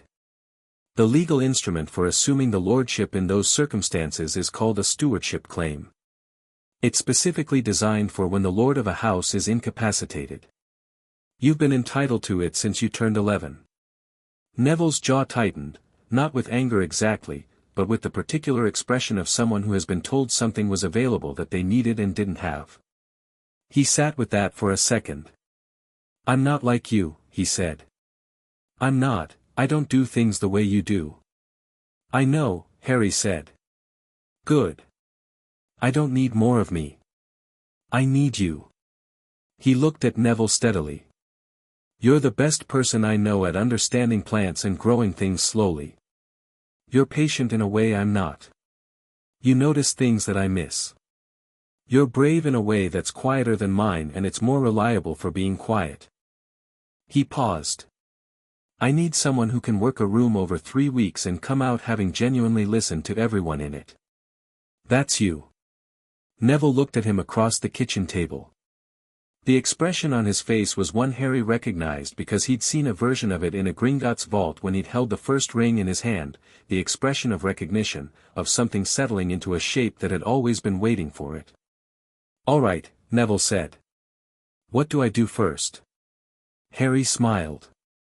First, you write to Gringotts. Luna arrived the day after Neville, which Harry hadn't arranged and which turned out to not require arrangement. She simply appeared at the front door on a Friday afternoon with a canvas bag over her shoulder and a copy of the Quibbler under her arm and the expression of someone who has made a decision and is acting on it without requiring the world's permission to do so. I thought you'd probably be here, she told Harry at the door. I am here, he agreed. And I thought you'd probably need someone who knows things, she said, stepping inside with the ease of someone who had been invited, which she technically hadn't been, but which was also somehow correct. My father has been writing about the Gryffindor claim for 2 weeks. I have his research files. Harry looked at her. Luna had always had the quality of a person operating at a slight angle to everyone else's reality, and it had taken him until last year to understand that the angle was entirely intentional and that it was the kind of angle a person adopted when the direct approach was too exposing. She had seen things in the Department of Mysteries with the same calm clarity she brought to everything else, and she had stood in the room of requirement and fought Death Eaters with the particular focused attention of someone for whom being afraid was an option they'd simply chosen not to take. What's in the research files, he said. History, mostly. The last time someone held the Gryffindor seat, and what happened. Who the 3 Wisengamot families are that have been managing the seat of sovereignty endowment since it went dormant. Who stands to lose influence when it comes back. She tilted her head slightly. My father has been tracking the political implications of a Gryffindor re-emergence for 6 years. He thought it was coming. How did he know? Luna looked at him with the patient expression she wore when someone asked a question that had an obvious answer they were too busy to see. Because of you, she said. It was always going to be you. He just didn't know your name yet. Harry absorbed this. Tell him thank you, he said. And come in. Hermione will want to see the files. Hermione did want to see the files. She wanted to see them very badly, in the specific way she wanted to see things that were both organized and relevant, and she and Luna spent the afternoon at the kitchen table with the research files spread between them in a collaboration that looked, from the outside, like it shouldn't work, Hermione's annotated precision and Luna's drifting, tangential intelligence, and that produced, by dinner time, a document that Harry thought was the most useful single piece of political intelligence he'd received since Ragnarok's office. The 3 families who managed the seat of sovereignty endowment were Nott, Selwyn, and Greengrass. All 3 had Wisengamot seats. Nott was a Death Eater. Selwyn was complicated. Greengrass was, as Amelia Bones had told him, persuadable. Daphne Greengrass, Neville said at dinner, because he'd come back for the evening and was now apparently just living at Grimmauld Place the same way Harry and Hermione and Luna had all ended up doing. She's in our year. Her father, I've met him at Augusta's garden parties. He's not aligned. He's, careful. Would he meet with me? Harry asked. Neville considered.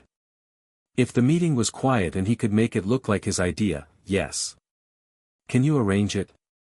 Neville looked at the table for a moment, doing something internal that Harry recognized as the process of deciding whether a thing was possible, as opposed to just difficult. Yes, he said. Give me 4 days. Harry nodded. He looked around the table, Hermione with her notes, Luna with her teacup and her calm, Neville with his new posture and his practical thinking. He thought, this is what it's supposed to look like. Not one person carrying it all. This.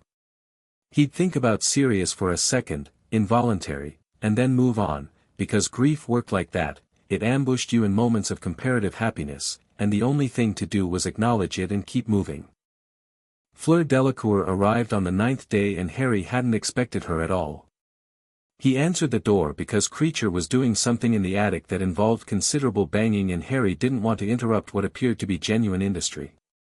He opened the door and Fleur was standing on the step with a travel bag and an expression of composed determination that he recognized from the Triwizard Tournament, the expression she wore when she had decided something was happening whether the world cooperated or not. She was, Harry noted somewhat involuntarily, even more striking than he remembered. The Vila quality had never particularly affected him the way it seemed to affect other people, he'd felt it, certainly, a sort of ambient warmth, like standing near a well-banked fire, but what struck him now was less the Vila element and more the person element, the sharpness in her blue eyes and the intelligence in her face that the tournament had given him occasional glimpses of but not the full version. "Harry," she said. "Fleur," he said. "I wasn't, did someone invite you?" "The French ministry," she said, stepping inside with the decisive ease of someone who had not considered that she might not be welcome, "sent a representative to meet the Lord Gryffindor. The representative is me, because I asked for the assignment and also because my father knows your goblin account manager and there was some communication." She set her bag down. "I have information about Voldemort's movements. Specifically his activities in France and his communication with the Lestranges." Harry looked at her. He looked at the travel bag. He looked back at her. "How long have you known about the Lestranges in France?" 3 weeks. "My father has been compiling intelligence since the Department of Mysteries incident." She looked at him directly. "The French ministry was going to send an official delegate in 2 months, through proper channels, with a very formal letter. I thought you might need the information sooner." "I do," Harry said. "Come in." She walked in past him and looked at the house with the comprehensive, rapid assessment of someone cataloging a space. She looked at the faded wallpaper and the ancient fixtures and the general air of a building that had been many things and was currently being something new. She looked at the portraits, which looked back at her. She looked at the entry hall table where Creature had resumed leaving silverware that he polished apparently for comfort. "It's a good house," she said. "It has good bones." "It's growing on me," Harry said. "Houses do," she said, and followed him toward the kitchen. Her intelligence was significant. Fleur sat at the kitchen table that evening with Harry and Hermione and Remus. Neville and Luna had gone home for the day and Harry hadn't yet decided how much to share with everyone simultaneously versus in the layers that operational security probably required, and she laid it out with the systematic clarity of someone who had prepared thoroughly. Voldemort had been in France in late June, physically present, not sending representatives. He'd met with a network of dark artifact dealers who had connections to the French Magical Senate. He had also, according to French intelligence, been attempting to acquire something from a private collection in Lyon, something they'd identified only as a very old cup. Remus went very still. "Hufflepuff's cup," he said. Fleur looked at him. "You know what it is?" "It's a Horcrux," Harry said.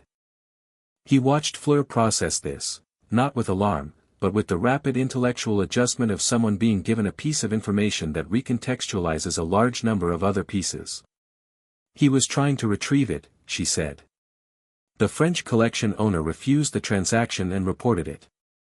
Voldemort sent Rodolphus and Rabastin Lestrange to acquire it by other means." "Did they get it?" Harry asked. "No. The owner moved it before they arrived. But the French ministry believes the Lestranges are still in the country and still searching." She paused. "There is also a second piece of intelligence. Voldemort has been communicating with someone inside the British ministry.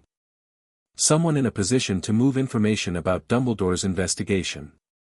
"Fudge," Hermione said, with the tone of someone who wouldn't put it past him but wasn't sure. "No," Fleur said. "Fudge is too frightened and too visible. This is someone who moves quietly." She looked at Harry. The French identified the communication point as an owl post that uses the ministry internal routing. Someone in the building. Harry looked at Remus. Remus looked back with the expression of a man thinking rapidly. Amelia needs to know, Harry said. Tonight? Remus asked. Tonight. He sent a Patronus. The stag moved through the wall of Grimmauld Place and off into the London dusk, and Harry thought not for the first time that there was something both painful and right about that particular form. Amelia's response came back in 20 minutes, via a professional Lynx Patronus that said, in Amelia's clipped tones, "Come to the ministry." Back entrance. "I'll have tea." "I'll go," Harry said. "I'll come with you," Fleur said. It wasn't a question. Harry looked at her and thought, she's not asking permission and she has information I need to give Amelia firsthand and she's clearly not interested in being managed. "All right," he said. They walked through London in the blue July evening. It was warm, the city doing its summer thing, the streets busy with people who had no knowledge of and no stake in the things that Harry moved through every day. Fleur walked beside him with the easy, unhurried stride of someone comfortable in their body and comfortable in their purpose. "You are not what I expected," she said, somewhere between two sets of lights. "What did you expect?" Harry asked. "The Prophet's version. The boy hero. Reactive." She glanced at him. "You are building something deliberately. That is different."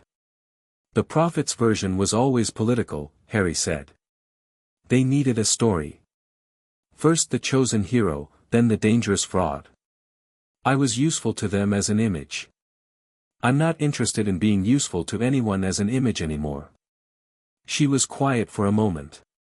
In France, political power is something people openly want and openly pursue. It is considered strange, in Britain, the way people pretend not to want it even while taking it. British magical culture has a complicated relationship with ambition, Harry said. If you want something, you're supposed to appear to be reluctant about it. Otherwise people think you can't be trusted with it. And you? He thought about that. "I don't particularly want power," he said. "I want things fixed. Power is the tool. I'll use it and when the things are fixed he paused. "You will find new things to fix," Fleur said, and there was something in her tone that was both knowing and amused. He glanced at her. She was looking straight ahead, a slight curve at the corner of her mouth that was not quite a smile. "Probably," he admitted. She laughed, a real laugh, short and surprised, as if she hadn't intended to. He found that he was smiling without having planned to. The ministry entrance materialized out of a doorway in a wall, responding to the combined recognition of both their magical signatures, and the moment closed, and they went back to work. The meeting with Amelia was 40 minutes of concentrated information exchange. Amelia listened to Fleur with the focused attention of someone filing everything in real time, asking 2 or 3 precise questions, taking a single page of notes in the terse, efficient shorthand of a professional investigator. "The internal communication point," Amelia said. "The owl post routing. Identifiable?" Harry asked. "Possibly. I've had a suspicion about a department head for 3 months that I haven't been able to confirm." She looked at her notes. "If this information is accurate, and your French source is credible." "My father is the director of French magical intelligence," Fleur said, without inflection. Amelia looked at her. "It's credible," she decided. "I'll initiate an investigation quietly. If I find the leak I'll need to move fast. This is the kind of arrest that needs to happen before the person knows they're suspected." She looked at Harry. "It also removes a piece from Voldemort's board, which is worth more than the legal satisfaction." "Agreed," Harry said. "The Lestranges in France." She tapped her pen on the desk. "I need to alert the French ministry officially, which means going through the International Magical Cooperation Office, which is slow and goes past fudge." She looked at Harry. "Unless you want to handle that bilaterally." "As Lord Gryffindor, can I?" Harry asked. The compact gives you direct contact authority with foreign magical governments in matters of national security, Amelia said. It's one of the dormant powers of the title that nobody has had cause to invoke in 4 centuries. She looked at him steadily.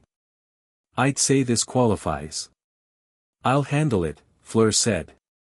I can communicate with my father directly. The French will coordinate from their end. She looked at Amelia, and the two of them exchanged the brief look of two professional people recognizing each other as such. I will send you the response when it comes. Amelia nodded once, the definitive nod of someone closing a transaction. Good. She looked at Harry. One more thing. Umbridge. Yes. I have an evidence file, Amelia said. The blood quill usage. The Dementor directive, yes, I have documentation that she sent the Dementors to Little Whinging. The unauthorized use of Veritaserum on a student. The formation of the Inquisitorial Squad as a private enforcement body. She produced a folder from a desk drawer. Any one of these is prosecutable. Together they are, comprehensive.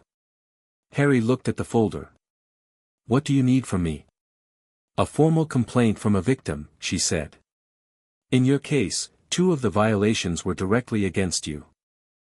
If you file a formal complaint under the ancient right of lordly grievance, which exists in the Founders' Compact and which I have verified is still technically in force, it bypasses the normal ministry complaint channel, which Fudge controls, and goes directly to the Gringotts Independent Oversight Committee. Which you chair, Harry said. A pause. Which I chair, she confirmed. Purely coincidentally. Of course, Harry said, and picked up the folder. He trained in the mornings, before anyone else was fully awake.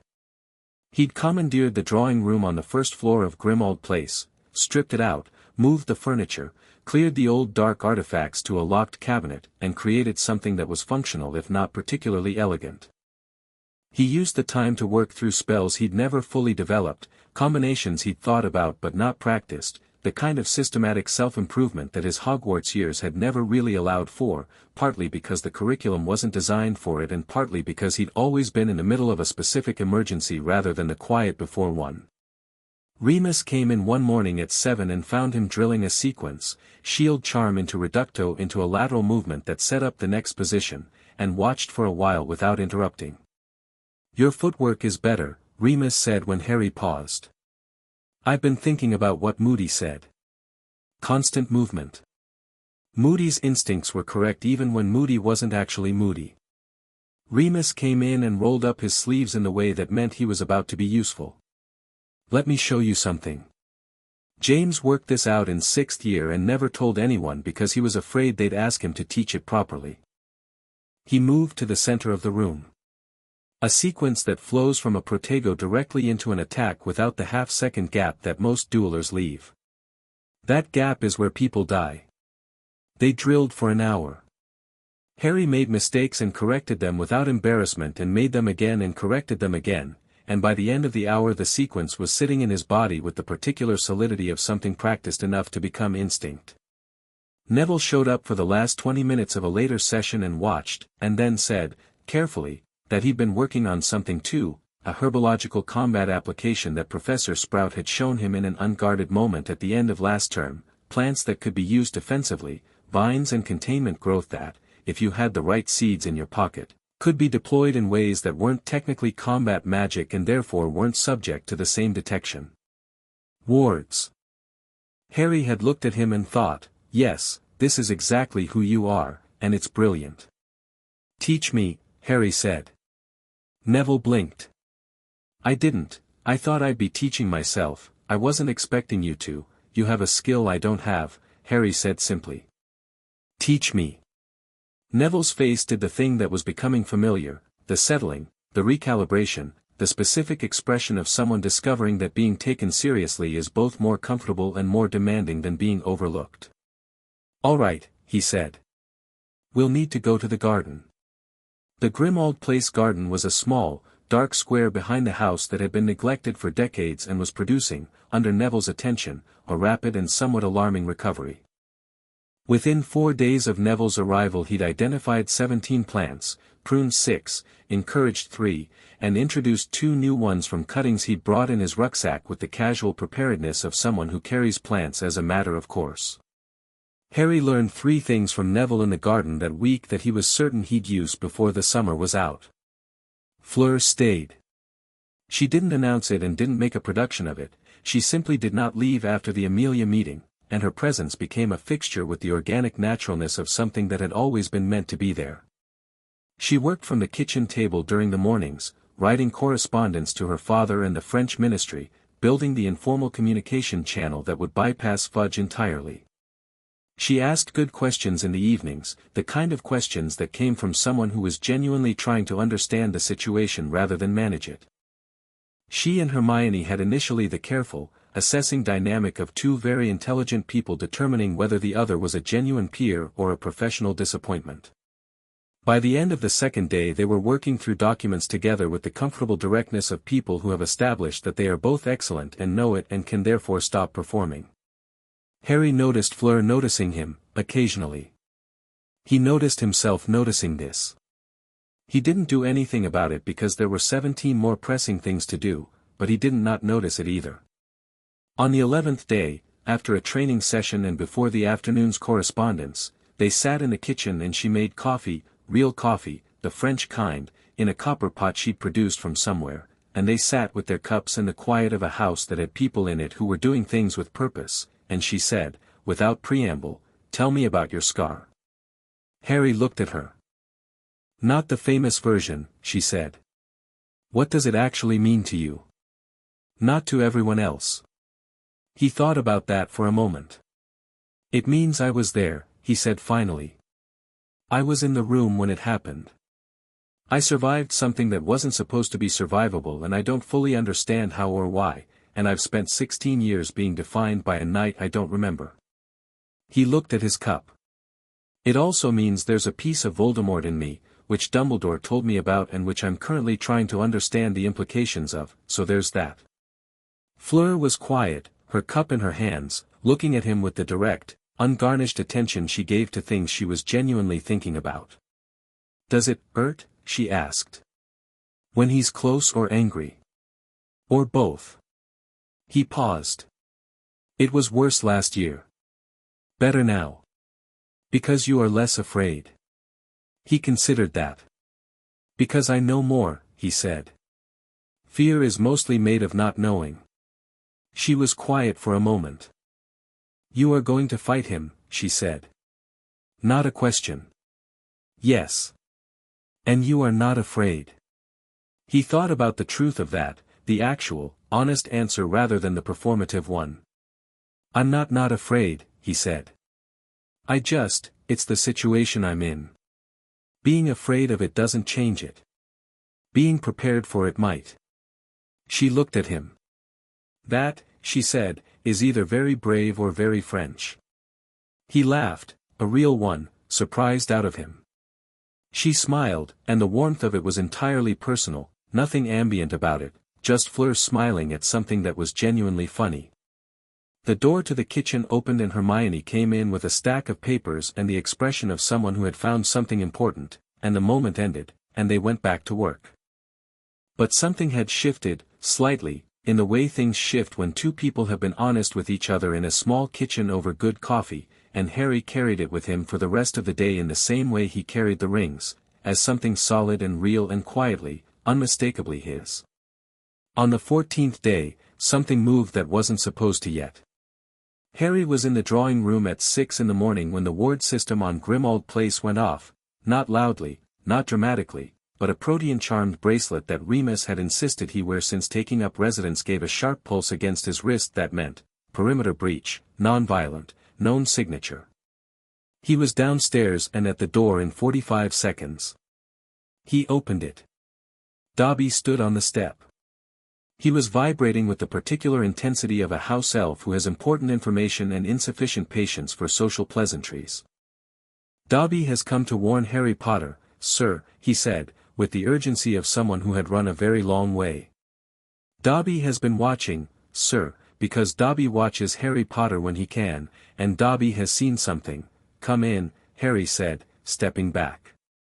Dobby came in and the words came out in a rush, about Malfoy Manor, about a meeting 3 days ago that Dobby had partially overheard, about Draco Malfoy and something that was being planned for when school started, about a task that Voldemort had set and that Draco was supposed to carry out and that involved something at Hogwarts, something being installed or activated. And Dobby didn't know the details, but he knew the fear in the house when the Dark Lord visited, and he knew what that fear meant. Harry listened to all of it. He let Dobby finish. He thanked him, genuinely, warmly, the specific warmth of someone who understood what it had cost the elf to come here, and sent him home with a promise. Then he went upstairs and knocked on 3 doors. By 7 they were all at the kitchen table. By 8 they knew enough to understand that whatever Voldemort was planning for Hogwarts, they had approximately 8 weeks before term started to find out what it was and get ahead of it. By 9, Harry had written a letter to Dumbledore that said, "I need to see you today. Dobby has brought us something important. Come to Grimmauld Place." He was at the kitchen table with his coffee and his list when Fleur came downstairs and looked at the assembled faces and said, "Something has happened." "Yes," Harry said. "Sit down. I'll tell you."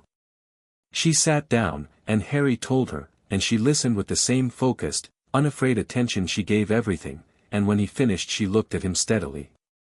"So it begins," she said. "So it begins," he agreed. He looked around the table, Hermione with her quill already moving, Neville with his jaw set and his eyes clear, Luna with her teacup and her watchful calm, Remus with the expression of a man who has been waiting for this and is both dreadful and ready. He felt the weight of the 4 rings on his hand, the hum of old magic and older recognition. He thought, "Good. Let it begin. We're ready." He was almost certain that was true. Chapter 5, The Reckoning. Dumbledore came at noon and stayed for 3 hours, and the meeting was the best one they'd had, not because everything was resolved, but because for the first time everyone in the room was working from the same information. No filtered versions, no strategic omissions, no headmaster deciding what the students needed to know and parceling it out accordingly. Just the full picture, laid across the kitchen table, everyone looking at it together. Dobby's intelligence about Draco Malfoy was, Dumbledore confirmed with the specific weight of a man validating something he'd already suspected, consistent with what he'd been piecing together independently. Voldemort had given Draco a task. Dumbledore thought he knew what the task was, or its shape at least, though the specific mechanism was still unclear. Something inside Hogwarts. Something that would need to be installed before term began or activated once it had. "Vanishing cabinet," Harry said. Everyone looked at him. "There's one in the room of requirement," he said. "Broken. And there's a matching one at Borgin and Burke's. I saw it in 2nd year, when I came out of the Fleur wrong at Malfoy's instruction." He paused. "If both cabinets were working, you'd have a passage directly into Hogwarts. Into the castle itself, bypassing every ward." The kitchen was quiet for a moment that had specific weight. Dumbledore looked at Harry with an expression that moved through recognition and reassessment and something that was, clearly, the genuine thing, not the performed version of being impressed, but the actual response of a very intelligent man encountering an insight he hadn't made himself. "I had not connected those 2 objects," he said quietly. "I've spent a lot of time in the room of requirement," Harry said. "The cabinet's been there since at least my 3rd year. Someone put it there to hide it." "Montague," Hermione said, and everyone looked at her. "5th year. The Inquisitorial Squad. He disappeared for weeks. He came back saying he'd been trapped inside a vanishing cabinet. He was hearing voices from both places at once." She looked at her notes, the automatic gesture of someone whose memory was good enough not to need notes but who kept them anyway. Which means the connection between the 2 cabinets was already partially active then. Draco would have known about it. He was in the Inquisitorial Squad. He heard Montague's account and understood what it meant, Remus said. "He's been working on it since 5th year, Harry said. "He's had all summer." He looked at Dumbledore. "How close to functional could it be?" "If he is talented and motivated, Dumbledore said, carefully, and the reports of his dedication to this task are accurate, close. Possibly operational before term. Then we need to deal with the one at Borgin and Burke's, Harry said. If we disable it on that end, the connection can't be completed regardless of what Draco does to the Hogwarts cabinet. The Ministry could raid Borgin and Burke's, Amelia's voice said from the doorway, and everyone turned. She was standing in the kitchen entrance with an expression that suggested she had arrived, assessed the meeting in progress, and decided to contribute rather than wait for an invitation. She'd let herself in through the back, which Harry noted meant either Remus had given her the wards or she was considerably more resourceful than he'd given credit for. Probably both. I got your message, she told Harry. I let myself in. I hope you don't mind. Not at all, Harry said. What message? She looked at him. I received a Patronus communication at 11 this morning. A stag. It said, Borgin and Burke's, vanishing cabinet, urgent. Harry frowned. He hadn't sent that. He looked at Remus, who was already shaking his head slightly. Dumbledore's eyes had gone through a very rapid calculation. Harry, he said, carefully, I believe your Patronus may be operating with a degree of independence that most magical constructs don't exhibit. There is a theory, very old, very rarely documented, that a sufficiently powerful and intent-driven Patronus can act on the caster's behalf in response to ambient need. My Patronus sent a message I hadn't consciously decided to send yet, Harry said. Based on what it knew you would need, Dumbledore said. Based, perhaps, on what your magic understood before your conscious mind had completed the thought. There was a brief silence in which everyone looked at Harry, who looked at the table and thought, right, that's a thing that's happening now, and set it aside for later consideration because there was no time for it now. Can you raid Borgin and Burke's? He asked Amelia. I need cause, she said, taking a seat at the table with the ease of someone joining a meeting they'd been waiting to attend.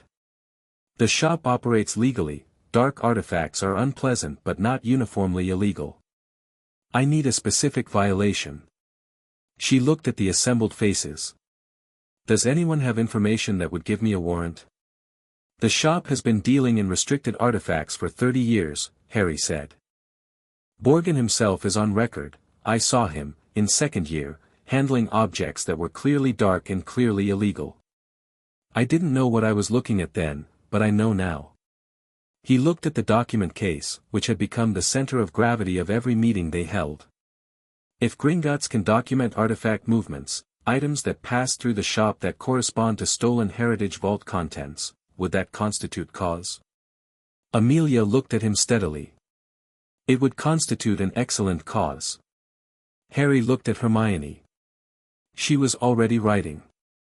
I'll contact Ragnarok this afternoon, she said without being asked. I'll come with you, Fleur said from her end of the table. My father's intelligence includes 2 artifact transactions that passed through the British market last year. I have the documentation. Amelia looked at Fleur with an expression that had been moving steadily towards something like respect over the past week. French intelligence documentation is admissible in British Wysingomot proceedings under the 1823 bilateral accord, she said. If you have chain of custody documentation, I have it, Fleur said. Then we have our warrant. Amelia closed her notebook. I'll need 48 hours to assemble a team quietly. This can't go through the standard DMLE request process. Fudge monitors unusual warrant applications and I still haven't identified the ministry leak. Have you made progress on that? Remus asked. Yes, Amelia said. Her expression was the specific controlled neutrality of someone who has confirmed something unpleasant and is managing their response to it. I have a name. I'm not going to say it here because I want the arrest to happen before there's any possibility of the information moving. What I will tell you is that it is not who any of you would guess. She left at 2 o'clock, Fleur left with Hermione for Gringotts at 3, and Harry sat with Dumbledore and Remus for the remaining hour and they talked about the Horcruxes, about the cup that Voldemort had been seeking in France, about the others they'd identified, about the one they hadn't yet located that Dumbledore believed was connected to Nagini, the snake. 6, Harry said. With the seventh piece being himself. 6 that were made, Dumbledore said. Though the cup and one other have not yet been recovered or destroyed. He paused. And there is the matter of the fragment that we believe, that I believe, based on the evidence of that night in Godric's Hollow, resides in you. Harry met his eyes. I know, he said. I've known for a while. I didn't want to have that conversation with you until I had enough standing to have it honestly. Dumbledore looked at him. Something in the blue eyes was very old and very tired and very much a man sitting with the weight of his own decisions. And now, he said. Now I want to know everything you know about what it means and what it will require, Harry said. All of it. Not the version you've decided I can handle. There was a long pause. The fragment, Dumbledore said, is connected to the main soul. It gives you abilities, the Parseltongue, the insight into Voldemort's mind, that are a function of that connection. Destroying it would, he stopped. Would require my death, Harry said. Silence. Or, Dumbledore said, and the care with which he said it was the care of a man who has been carrying a possibility for years and doesn't know if hope or cruelty is the more honest name for it, or something that so precisely mimics death that the fragment believes its host is gone. There is a mechanism in the Deathly Hallows, in the Resurrection Stone specifically, that may interact with the fragment in a way that, he stopped again. I do not know. I am not certain. I have a theory. Tell me the theory, Harry said. Dumbledore told him. And Harry listened, and when it was over he sat with it for a moment, and then he nodded, not cheerfully, not with resignation, but with the specific nod of someone who has received information and is deciding what to do with it, which is a different thing from either acceptance or denial. All right, he said. We'll come back to that. What else do we need to do before term? For days later, Diagon Alley burned. Not literally, no buildings came down, no one died, though both of those things came close enough that the difference was a matter of seconds and better reflexes than the Death Eaters had accounted for. But the attack was real and large and coordinated in a way that told Harry, even before he arrived, that this wasn't improvised. He was at the Quidditch supply shop when it started. He'd come to Diagon Alley with Neville for mundane sixth-year school supplies, which had felt aggressively normal in a way Harry had been enjoying, the simple pleasure of standing in a shop arguing about whether the new clean sweep model was actually better than the Nimbus or just more expensive. The explosion came from the far end of the alley, near the apothecary, and the sound of it was the specific, low-register boom of a blasting curse hitting a structural wall. Harry was moving before the sound finished. He heard Neville right behind him and didn't tell him to stay back, because Neville was not someone who stayed back anymore, hadn't been for at least 3 weeks, and wasting breath on that request wasn't something either of them had time for. The scene at the far end of the alley was 5 Death Eaters in full masks, 2 buildings already showing damage, and a crowd of shoppers in the process of panicking in the specific chaotic way of people who have been told repeatedly that the worst is over and have been proven wrong.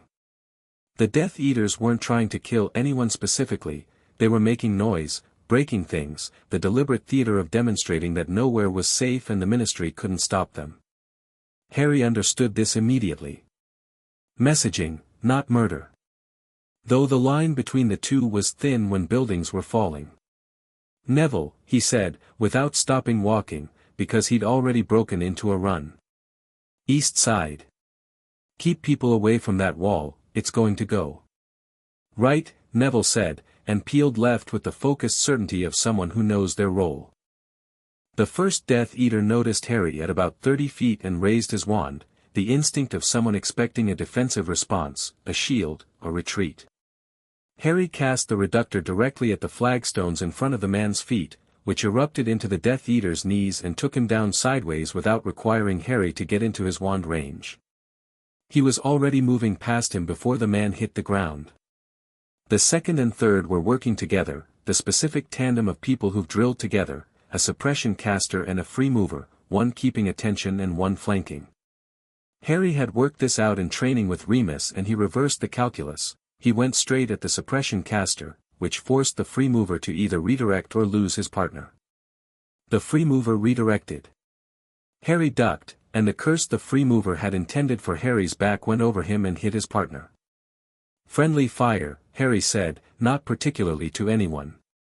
He put the free mover down with a stunner that had enough power behind it to put the man through a light sleep for considerably longer than standard, and turned to find the fourth Death Eater staring at him from 15 feet with the expression of someone whose plan is not surviving contact with actual events.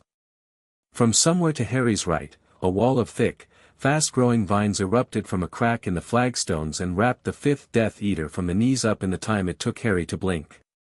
He glanced right. Neville was standing 20 feet away with his hand on the ground and seed scattered around him, and his expression was the specific expression of someone discovering that they are very good at something and finding it deeply satisfying. "Nice," Harry said. "Thank you," Neville said. The fourth Death Eater made a decision and ran. Harry let him go, because 5 down and 1 running was an acceptable outcome, and chasing him through panicked civilians was not the smart call. He'd get picked up. If he didn't get picked up, he'd be identified. The Ministry would have ward recordings. Harry stood in the middle of Diagon Alley in the aftermath, the air still carrying the hot, metallic smell of recent magic, civilians beginning to re-emerge from where they'd sheltered, the low sounds of people discovering what was damaged and what wasn't. He looked at the 5 incapacitated Death Eaters, the structural damage to 2 buildings, and the very specific message that Voldemort had just delivered. He thought, this was deliberate timing. Right after the Wisengamot session. Right when Fudge was already under political pressure. This was Voldemort responding to the shift in ground, not by attacking Harry directly, but by demonstrating that the Ministry was still incapable of protection. He also thought, and now I respond. He looked at his right hand. The Gryffindor ring was warm in a way that was specific and present and not metaphorical. He was standing in the middle of the most important magical commercial street in Britain, and 5 Death Eaters were down and 1 had run, and the crowd was starting to understand what they were looking at. Someone in the crowd said his name, quietly. Then again, louder. Then it was moving through the reassembling people the way sound moves through water, in rings, outward, carrying weight. Harry turned and walked back to where Neville was kneeling by the vine-wrapped Death Eater, checking that the man was breathing. "He's fine," Neville said. "Uncomfortable, but fine." "Good." Aurors arrived 4 minutes later, led by a young woman Harry recognized as a member of the Order, Tonks, in her Auror robes, her hair an entirely automatic shade of stressed pink. She looked at the scene with the rapid professional inventory of someone counting outcomes and then looked at Harry. "Were you here when it started?" she asked. "We were nearby," Harry said. "We engaged when we saw the damage to the building. Structural risk to civilians." She looked at the 5 down Death Eaters, 2 of whom were already being approached by her colleagues. She looked at the vine-wrapped one with an expression that communicated genuine professional interest. She looked at Neville. "That your work?" she asked him. Neville stood up and brushed the dust off his knees. "Yes," he said. Tonks looked at him for a second, then back at Harry. "The Daily Prophet is going to have a field day." "Good," Harry said. She blinked. "Good." "Voldemort attacked Diagon Alley," Harry said. "Fudge has been downplaying the threat for a year.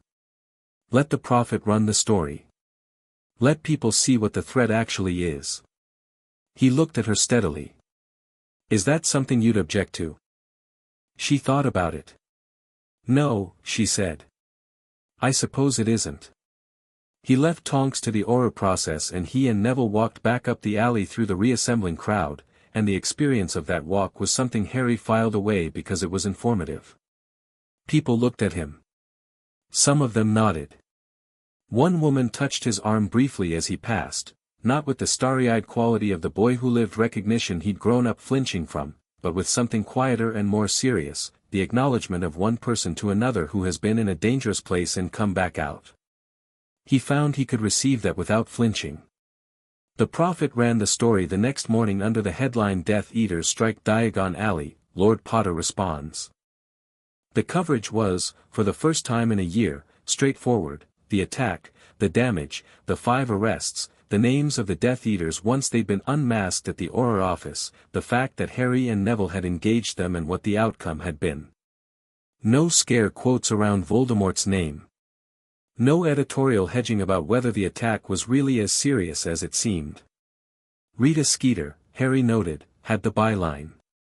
He wondered, briefly, whether someone had spoken with her. He found out an hour later when Luna appeared at the kitchen table with an expression of mild satisfaction and a fresh copy of The Prophet, and said, "I had a conversation with Rita last night. She's been wanting to write the real story for 6 months and hasn't had the political cover to do it. I told her that the Lord Gryffindor didn't object to accurate journalism and that I'd heard he was planning to give a formal statement." She looked at Harry. "You are planning to give a formal statement?" "Am I?" Harry said. "Yes," Luna said serenely. "This afternoon would be good timing." He gave the statement that afternoon, standing outside Gringotts because the symbolism was appropriate, the 4 rings visible, the Gryffindor robes from the Wisengamot session because Hermione had pressed them and suggested it without explaining why, which Harry appreciated. He kept it short. He said, "The attack on Diagon Alley was a deliberate act by Voldemort's forces. The Ministry had the names of 5 Death Eaters who could be prosecuted. The Wisengamot would be considering the matter at the next session. The citizens of magical Britain deserved honest information and competent protection, and he intended to use every tool at his disposal to ensure both. He did not say 'I will keep you safe.' He did not promise things he couldn't promise. He said, 'I will fight, and I will tell you the truth,' and both of those things are starting now." The Prophet ran his photograph next to the statement, the rings clear, the Gryffindor crest visible, and that afternoon the Owl Post volume at Grimmauld Place tripled. 3 days after Diagon Alley, Amelia Bones arrested Dolores Umbridge. Harry wasn't there for it, which he thought was correct. This was Amelia's operation, the result of Amelia's evidence and Amelia's patience, and making himself the face of it would have been both inaccurate and politically counterproductive. He heard about it secondhand, in the specific sequence of a story that spreads fast, from Tonks to Remus to Harry at breakfast. Umbridge had been taken from her ministry office at 7 in the morning. She'd been calm, apparently, in the way of someone who was certain that an error was being made and that authority would correct it shortly. She'd said, according to the Auror who told Tonks, "This is entirely improper," in the specific tone that Umbridge used for things she disapproved of, and had gone quietly rather than cause a scene that she expected to be to her disadvantage. The charges were read in a closed Wisengamot hearing that afternoon: deployment of Dementors against a civilian without ministry authorization, use of a prohibited blood quill in an educational setting, unauthorized use of Veritaserum on a minor, creation of an illegal private enforcement body, and 3 counts of abuse of authority. The complaint had been filed under the ancient right of lordly grievance by Lord Harry James Potter-Black-Peverell-Gryffindor. Umbridge's brief appearance in the public Wisengamot record the following morning showed her bail denied pending trial, on the grounds that Amelia had argued with quiet, devastating competence that a woman who had sent Dementors to intimidate a 16-year-old had demonstrated sufficient willingness to use illegal means that remand was appropriate. The motion had passed 11-6. Harry read this at the kitchen table and set the document down and sat for a moment, and Fleur, who was across from him with her coffee, watched him without saying anything. "Good," he said finally. "Yes," she said. "That's not finished," he said. "The trial could still go wrong. Fudge has allies on that body." "But she is in a cell," Fleur said. "Not in a ministry office. This matters." He looked at her. "Do you think she believed in what she did?" Fleur considered this seriously, the way she considered everything. "I think she believed in order," she said. "And she believed she was the definition of it. That is more dangerous than someone who knows they are wrong." She looked at her cup. "The people who are certain they are right do not stop themselves. That's why the institutional check matters," Harry said. "More than the individual. You can remove Umbridge and Fudge can appoint someone just like her. Unless the institution itself changes," Fleur said. "Yes. That is a longer project." "Yes," Harry said. That's what the Wisengamot work is. The Diagon Alley response was immediate. The Umbridge arrest was 6 months in the making. The Wisengamot reform is years. He looked at his list. I can do immediate and I can work on years simultaneously. The years work just has to keep moving even when the immediate is loud. She looked at him with the quiet, focused attention she brought to things she was genuinely thinking about. You are more patient than you appear, she said. I appear patient. You appear like someone who is about to do something decisive, she said. But underneath it you are thinking about the third step while you are taking the first. That is patience. He didn't know what to say to that, which was unusual for him. She picked up her coffee and looked at the window, and the moment passed without requiring resolution, and he found that was all right. Fudge resigned 9 days after Diagon Alley. Harry had anticipated this, or something like it, though the specific mechanism surprised him. It wasn't the Wisengamot pressure or the financial audit or even the political fallout from Umbridge's arrest that finally did it. It was a magical law enforcement report that Amelia had commissioned, which detailed 17 separate instances over 2 years in which Ministry intelligence about Voldemort's activities had been suppressed or reclassified without proper authorization. The report implicated Fudge personally in 5 of them. The Ministry leak, which Amelia had been tracking, turned out to be Percy Weasley. Harry sat with that information in the kitchen on a Tuesday afternoon and thought about it for a long time. About Percy's ambition and his need for approval from authority, about how that need could be exploited, about the specific tragedy of someone who'd been smart enough to be useful and not wise enough to see how he was being used. He thought about Ron, about how this was going to land in the Weasley family like a stone in still water, rings going outward. He wrote to Ron that afternoon. Not about Percy, that was Amelia's intelligence and not his to share yet. Just to Ron, the way you wrote to a friend when you knew something bad was coming their way and couldn't stop it, but wanted them to know you were there. Fudge's resignation was announced quietly on a Wednesday, as these things always were, no drama, no press conference, a brief statement about choosing to spend more time with his family that fooled nobody and wasn't meant to. The Wisengamot emergency session to appoint an interim minister was called for the following Monday. Harry spent the weekend before it writing letters. 15 of them, to 15 Wisengamot members, each one personalized, each one direct, each one making a specific case for the interim appointment he had in mind.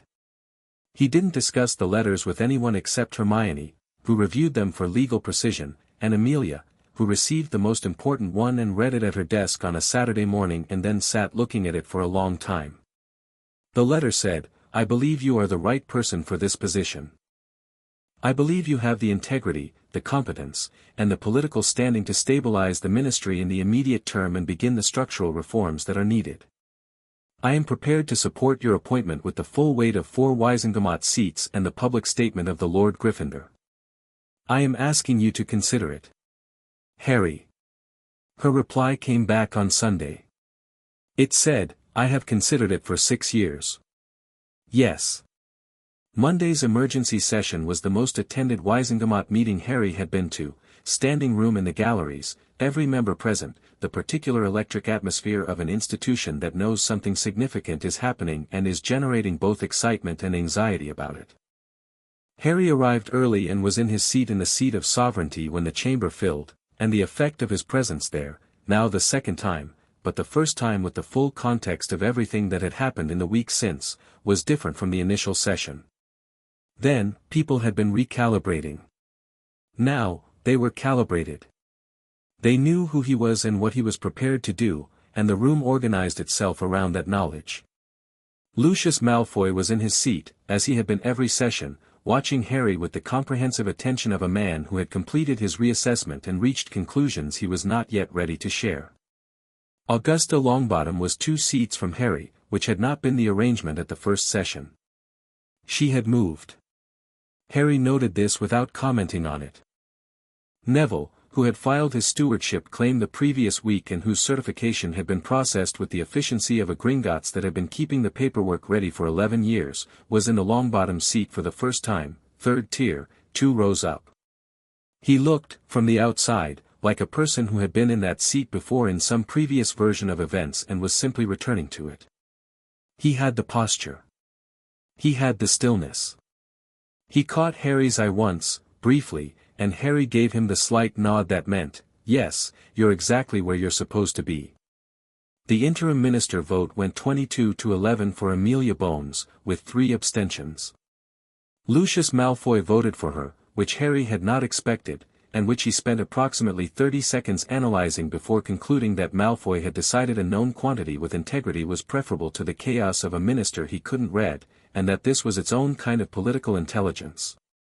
When Amelia took the seat at the front of the chamber, she looked at it and at the room and at the work ahead of her, and her expression was not triumphant. It was the expression of someone picking up a very heavy thing and preparing to carry it for a long time. Harry respected that enormously. She looked across the chamber at him for a moment. He gave her the slight nod. She turned back to the Wisingamot and said, "There's a great deal of work to do. Let's begin." Dumbledore came to Grimmauld Place that evening and found Harry in the drawing room, not training, just sitting on the cleared floor with his back against the wall and the document case open beside him, reading by lamplight. The headmaster stopped in the doorway and looked at him for a moment. "You've had a significant 2 weeks," Dumbledore said. "Things moved faster than I planned," Harry said. "Some of it was luck. Dobby, Amelia's timing, Fudge overreaching on the audit." He set down the document. "Some of it wasn't." Dumbledore came in and sat in the armchair that someone, probably Creature, who had developed what Harry could only describe as proprietary feelings about the furniture arrangement, had positioned near the window. He looked older tonight, Harry thought, or not older exactly but more present, the specific quality of a man not performing a role. "I want to tell you something," Dumbledore said. Harry looked at him. "When I placed you with the Dursleys," Dumbledore said, "I told myself it was the Blood Ward.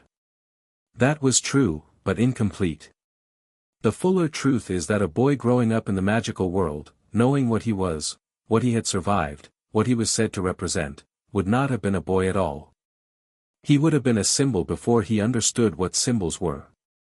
He paused. "I thought I was protecting you from that. I understand now that I was also protecting the plan from the complications of a Harry Potter who grew up with full knowledge of himself." Harry looked at him steadily. "I know," he said. "I understood that in Ragnarok's office." "Does it?" Dumbledore stopped. "Start it again. How much do you hate me for it?" The question was naked in a way that Dumbledore's questions almost never were, and Harry thought about it honestly, the way it deserved. "I don't," he said. "I'm not performing that. I genuinely don't." He considered. "I think, you made the decision you thought was right with the information and the values you had at the time. I think some of those values were wrong. I think you prioritized the plan over the person, and that was wrong. I think you could have told me more, sooner, and trusted me with it, and you didn't." He paused. "But you're here now. You've been telling me the truth for 3 weeks. That counts." Dumbledore was quiet for a long moment.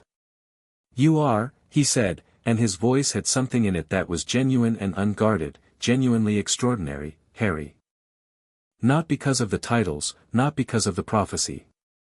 Because of this." He gestured, vaguely, in the direction of Harry's general character.